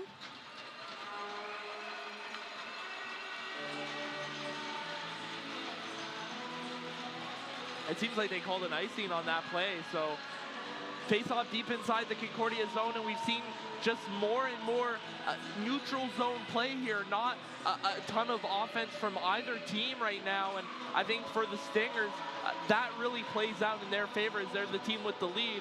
But you know, the Thunderbirds, they're a team that won 24 out of 28 games this season, were dominant in their playoffs, and they can find scoring it pretty well anytime. And 14 of those wins coming at home, undefeated at the UBC campus during the regular season. Up high and down low, and now the Stingers go. Gaskell, though, stops the flow. Moving in quick, trying to find some room in the slot. Oh, her teammate Bassi unable to provide that little tip in. Was waiting for it. Concordia seems to have figured out the system and at least are providing some smothering defense right now. Gaskell winds up, saved all the way through by Alice Philbert. Yeah, Alice Philbert coming out to the top of the crease, making that save, puck going right into the C on her chest. And, you know, a great job there by Concordia also to sort of allow the shot to take place, sort of forcing it to the outside, but also allowing their goaltender to see it all the way through. And shots on goal still favoring the Thunderbirds slightly at this time, 17-14. And Concordia will come away with their defensive zone draw. Sandrine Veillette up to Gendreau. Gendreau just trying to get by two T-Birds. It's been done before. It's an offside, though. Again, that opening goal, too, was a very similar setup where there were those two T-Birds down low. That was on a power play, a little different, but Emmy Fecteau was just honestly perfect in that moment for Concordia. Yeah, absolutely, and Emmy Fecteau has been perfect for Concordia in numerous moments throughout this season, and obviously coming up huge in the Nationals. And now we'll have a neutral zone draw. It's actually won by Cordic, but nobody there to keep it in for the Thunderbirds, as they look to get going for the equalizer. We're winding down, getting closer to the halfway mark here. Actually, that's maybe a little early to say. Parrott. Back to Gaskell, over to Coral. Coral stepping back, Lavoie providing that check, and there's Veillette.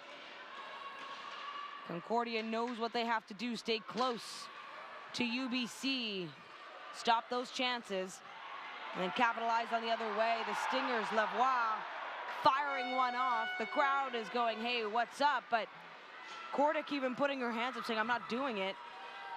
Captain Hale settling the puck back, looking for the room forward. Miguel Bureau-Gagnon also out on the ice. The pressure there provided by Moncan-Joubert. Now in the near corner. Bit of a stalemate, but enough movement to keep the puck in play as Hannah Coral gets caught up on Camille Richard. A big shot down. That one blocked by Coral. And if we were keeping track of those individual stats off the hop, I can definitely say Coral has had at least a handful of blocks so far. Yeah, absolutely. And Concordia has attempted so many shots in this game, and you know, just a great job there by UBC to make sure nothing gets to their goaltender Huggins. And even if it did get to their goaltender, they know that they have one of the best goalies in all of U Sports who can turn that puck aside. And so now we begin to wind down halfway point here of this final period in regulation. We'll see where things go. Still, Concordia hanging on to that one-goal lead they secured in the second period from Rosalie Bejan-Stier. Right now announcing some sort of 50-50 winner in the building. I'm trying to keep an ear to the numbers, but it's got nothing to do with what's out on the ice, Alex. Yeah, absolutely, and those 50-50s will lull you into a false sense of security. You're like, oh, how many people could there actually be in the arena right now? And then you get crushed immediately, especially at the Bell Center. It's rough. Well, you know what? Here in Sepsim, inside the University of Montreal, it's actually a great crowd, of course, because the Stingers from Montreal. This is not their home barn, but certainly very familiar ice here for the team and for the fans. UBC's got a hardy contingent as well, despite being the team that has traveled the furthest to get here. Hannah Coral down deep, and little close-up attempt for Huggins, fighting for it. They think it's in play. It's not. The crowd is celebrating, but it was whistled down way earlier. Yeah, that is a premature call there from the referee. But at the end of the day, the referee did not see the puck. It had seemed like Huggins had it for about a second, and so the call was made, and the Stingers are going to have to live with that. Obviously, every single player on the Stingers bench right now is trying to signal for a goal, but... Yeah, it was basically caught up in her body. She was holding on to it, and then, of course, it dropped down. Whether she intended to keep it playing or not, either way, it was whistled at that point. And so we'll have an offensive zone draw on the UBC side. Wait a minute, maybe not. Oh no, just a switch out. As Courtney Rice takes that face-off. Or make that Bureau-Gagnon, the 9 tucked into an 8 there. And we go back. Flying down the near side is Grace Elliott. flanked by Shanreed Bassey. It's where they like to stay and play, but the Stingers, that was a moment there. And we're going to have a penalty going against Grace Elliott. She's fired up. Yes. Seemed like a bit of a body check or an interference at the back of the play there. You saw a Stinger player on the ground, and just like that, the Stingers are going to go to their 4th power play of the game. They're 2 for 3 so far, and you know, 6 goals in this tournament on the power play. Can they get a 7th? Grace Elliott, knowing what's at stake, and a tough one. She is a player that takes a lot of penalties. For what it's worth, I don't know if that counts for much. She is one of the bigger players in Canada West, and sometimes that can draw attention your way, either way. She's a strong player out there for UBC, and so the Stingers now working their power play units yet again.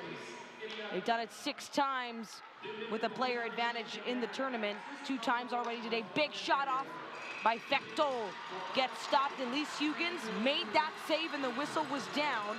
So there will be a quick discussion with the Stingers player. Yeah, and it feels like there have been numerous instances here where the referee has kind of called the play dead early. But, you know, that favors the goaltender, and as a former goaltender myself, I kind of like that philosophy. I'm sure Hugens appreciates it too, because that could have been 2 shots in the back of the net there. So 1:40 to go here on a Concordia power play in a game that's been so tight. And this is those moments where like 3-1 suddenly feels a lot bigger than 2-1.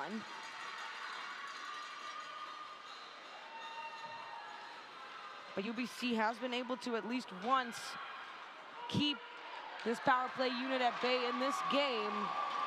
It's really tough, though, as you're into this 3rd period. Both teams know what's at stake. Annalise Wong coming up to meet Leonie Philbert. And a big shot that's stopped by Hannah Coral.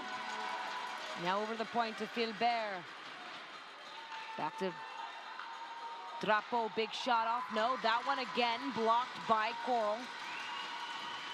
Just trying to play netminder here. Philbert. Big shot, and it touches net. Good for 3 for the Stingers.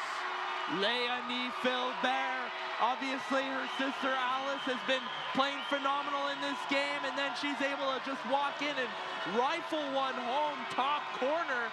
And we don't see Leonie Philbert score many goals like that during the regular season, but this is the Nationals. This is a special time, and every single Stingers player is performing to the best of their abilities as we see that shot. And I had said it in the 2nd period, you need to get bodies in front. Marquin Joubert doing a great job on the screen, made sure Hugens couldn't see it whatsoever, and that's another goal past Hugens on the blocker side. I will say this, it might have been tipped in by Rosalie Béjancier, but that's not taking anything away from what Philbert was able to set up. So either way, Concordia moves ahead now with that 3-1 lead. There's still plenty of time on the board here for UBC. But if the Stingers maintain pressure, they might not get those opportunities. So the goal is given to Rosalie Béjancier.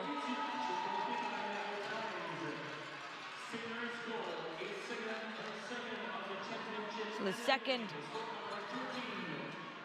of the night and 2nd of the championship for Rosalie Béjancier. She already has 1 gold medal thanks to the FISU World University Games. We have a penalty coming here. It's a tripping call being assessed to UB. Wait, hold on. It's going to be on Concordia. They're trying to figure out who is going to the box. I believe the person who is supposed to go to the box is currently at the boards, and they're saying Zoé Thibault is supposed to go away for tripping. She has no idea what she may have done, but now you have an opportunity for the Thunderbirds to get back into this one. This is their 4th power play of the day. They're 1 for 3 already, and so the Stingers, they got to be very careful here. The Thunderbirds, they could get back within 1. Again, we have seen the Stingers successful short-handed in the sense of at least creating some opportunities and distractions, but we'll see here Coral settling it down to Bassey. Bassey trying to find that room, nearly does. Just a smidge wide. Trying to find that open space on the net. Now Fleming. Trying to set up here. Again, testing Philbert. But there's that bat down deep by the Stingers. Fresh legs out on the ice as their penalty kill units step out. UBC knows that this moment can't go squandered. They want to start mounting this comeback. We're just inside the final 7 minutes here in regulation. Fleming looking for that space, and it's saucered down. Hugens forced to freeze it. Yeah, and just a smart play there. Obviously, still on the power play, 1:08 to go in that power play. And Concordia doing a good job winding down the clock and, you know, taking time out of this UBC power play. Now the faceoff, it's going to have to be deep inside the Thunderbird zone. The Thunderbirds, they need to win this faceoff and get out quick. The faceoffs have been very even throughout this game, and if there was ever a faceoff they needed to win, it would be this one right here. So Concordia up 3-1, but it's UBC with the power play, and in-house just checking down to a minute left with the player advantage.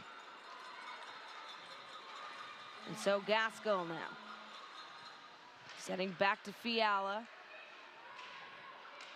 creating that motion and movement. Wong back to Gaskell. Gaskell fires up, catches the body of Bejancier. Tremendous 2 goals. Could she come up with a short-handed effort? She gets by 1, and now it's just her and Hugens. Wow, again, I talked about it. They were able to do something very similar with Fecteau earlier on. Yeah, and had Bejancier been able to get loose of that stick, that would be in the back of the net, and it would be a much different game. But UBC, they still have opportunities here. Up along the near side wall, the fans getting rowdy. Final 10 seconds. Power play, wait a minute. No, we're going to settle it down, the rowdy crowd. Julie Chu saying, I'm seeing something different than what you are out on the ice. I'm not sure what the discussion is here. Perhaps too many players on the ice? Yeah, it seems like something happened around the Stingers board, and Carolyn Ouellette, the associate coach for the Stingers, just not too happy with the call here. And we'll see what's going to happen. It's going to remain 5-on-4. It's still going to be a power play for UBC. I think there may have been some discussion that maybe the puck came out of play and hit a player along the boards or just a stick. Now Leonie Philbert will circle back, chip it up high. McKinnon bringing it down. And Kordic with a little backhand.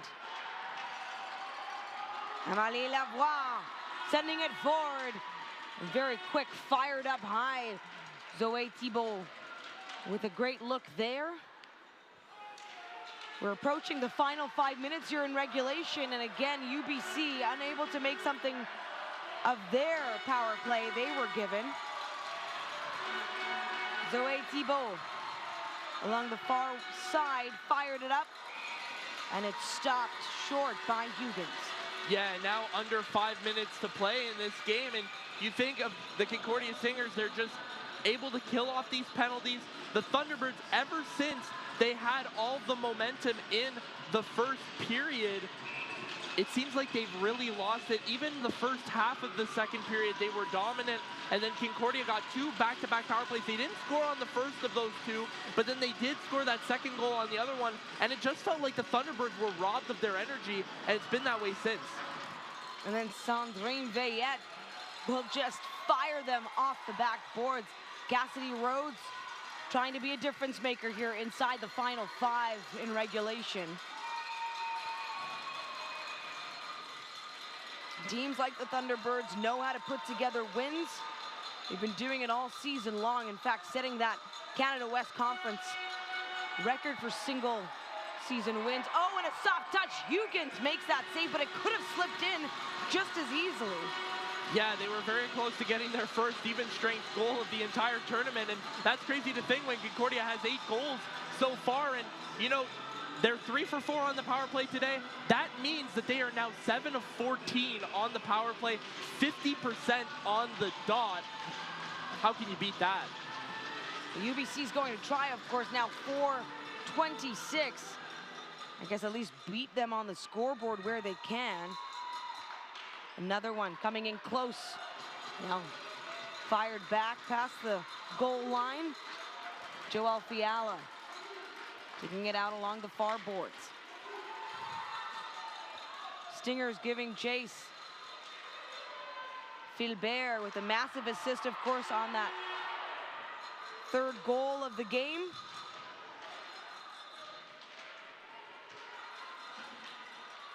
As the battle now continues into the neutral zone.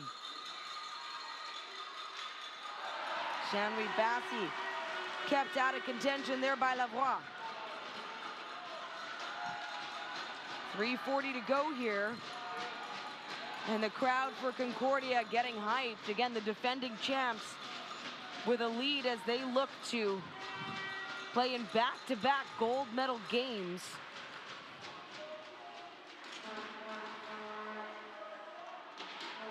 And they circle back. Now Mackenzie Cordick trying to change up the speed. She fires it down.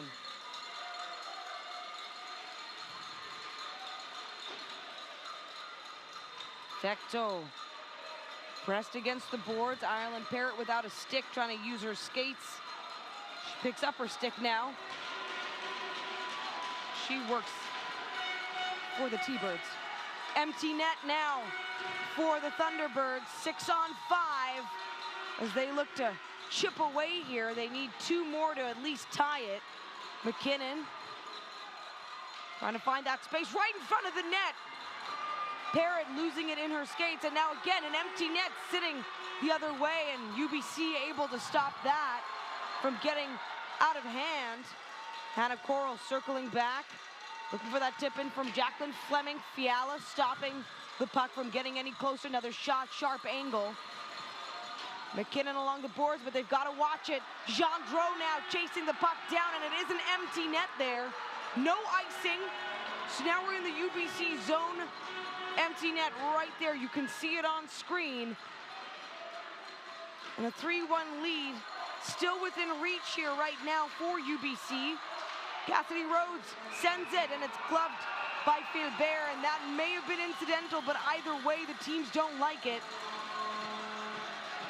Yeah, but I like the way Concordia played that. They didn't get too aggro as soon as they got into the crease, because that could give you a penalty the other way. We've seen that plenty in the RSEQ this year, especially on the Concordia Stingers men's side as well. Both teams tend to get penalties in those situations. And so the Thunderbirds now, they've got to remain composed, and they're going to also call a timeout. Head coach Graham Thomas there. So this is around the time that we always see these teams take timeouts. They pull the goalie about 2 minutes to go. In this situation, UBC, they need 2 more goals. To do that against Alice Philbert, it's going to be very difficult. But if any team could do it at this tournament, it would be the Thunderbirds. And it has been just a remarkable day of some really elite hockey here at the 2023 U Sports Women's Hockey Championship.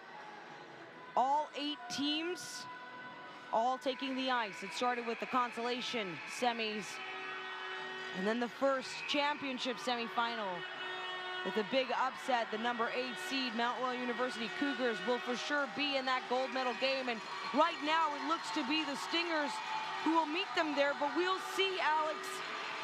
Just under 2 minutes left to at least tie it or take over from the T-Birds, and they're in the Stingers zone. 6 on 5.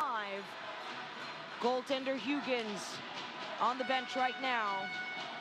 And they've got to watch it. They've got to take a risk, but also be careful as Coral plays it to Gasco.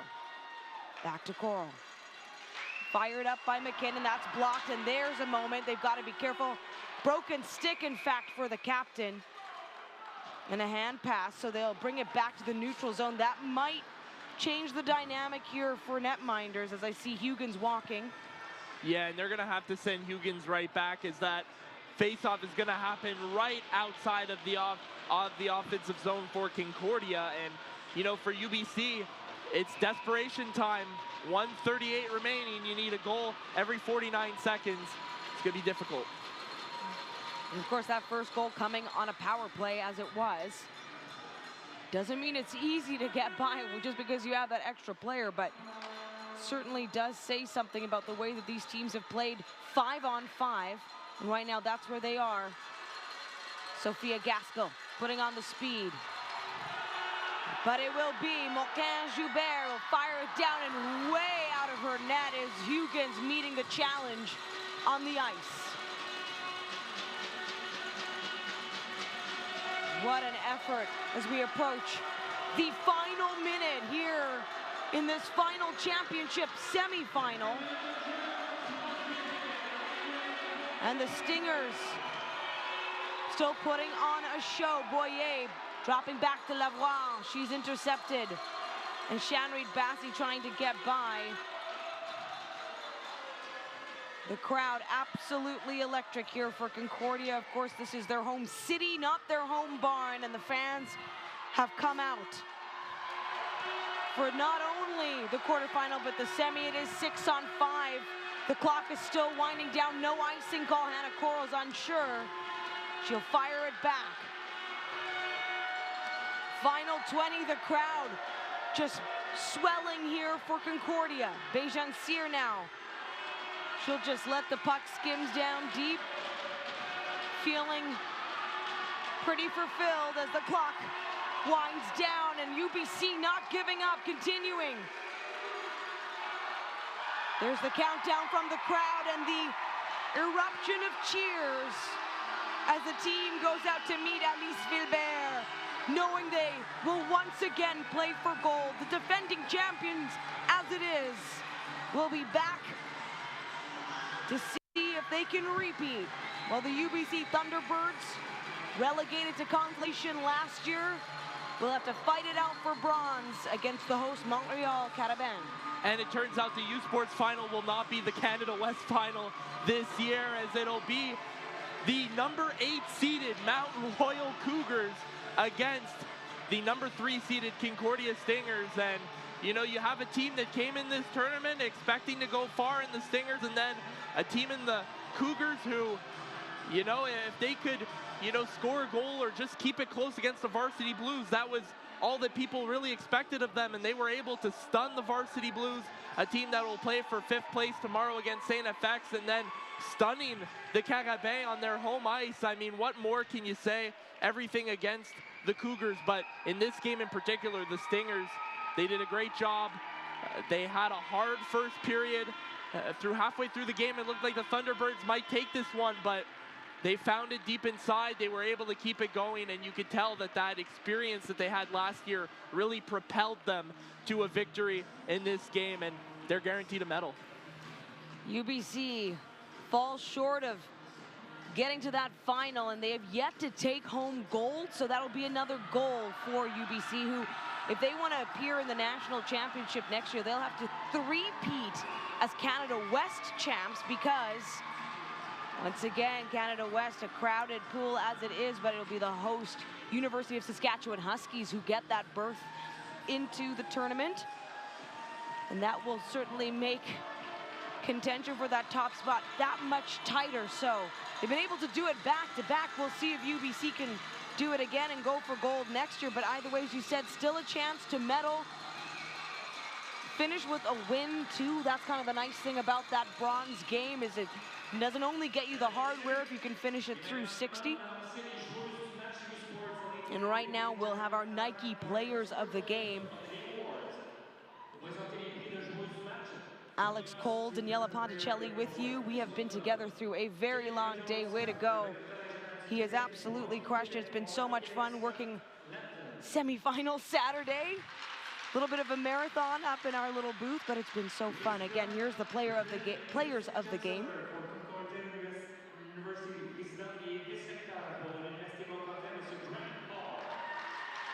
And so the dignitaries are getting set up now. The players of the game for the Thunderbirds. As was mentioned by the Thunderbirds, number 19, Annalise Wong.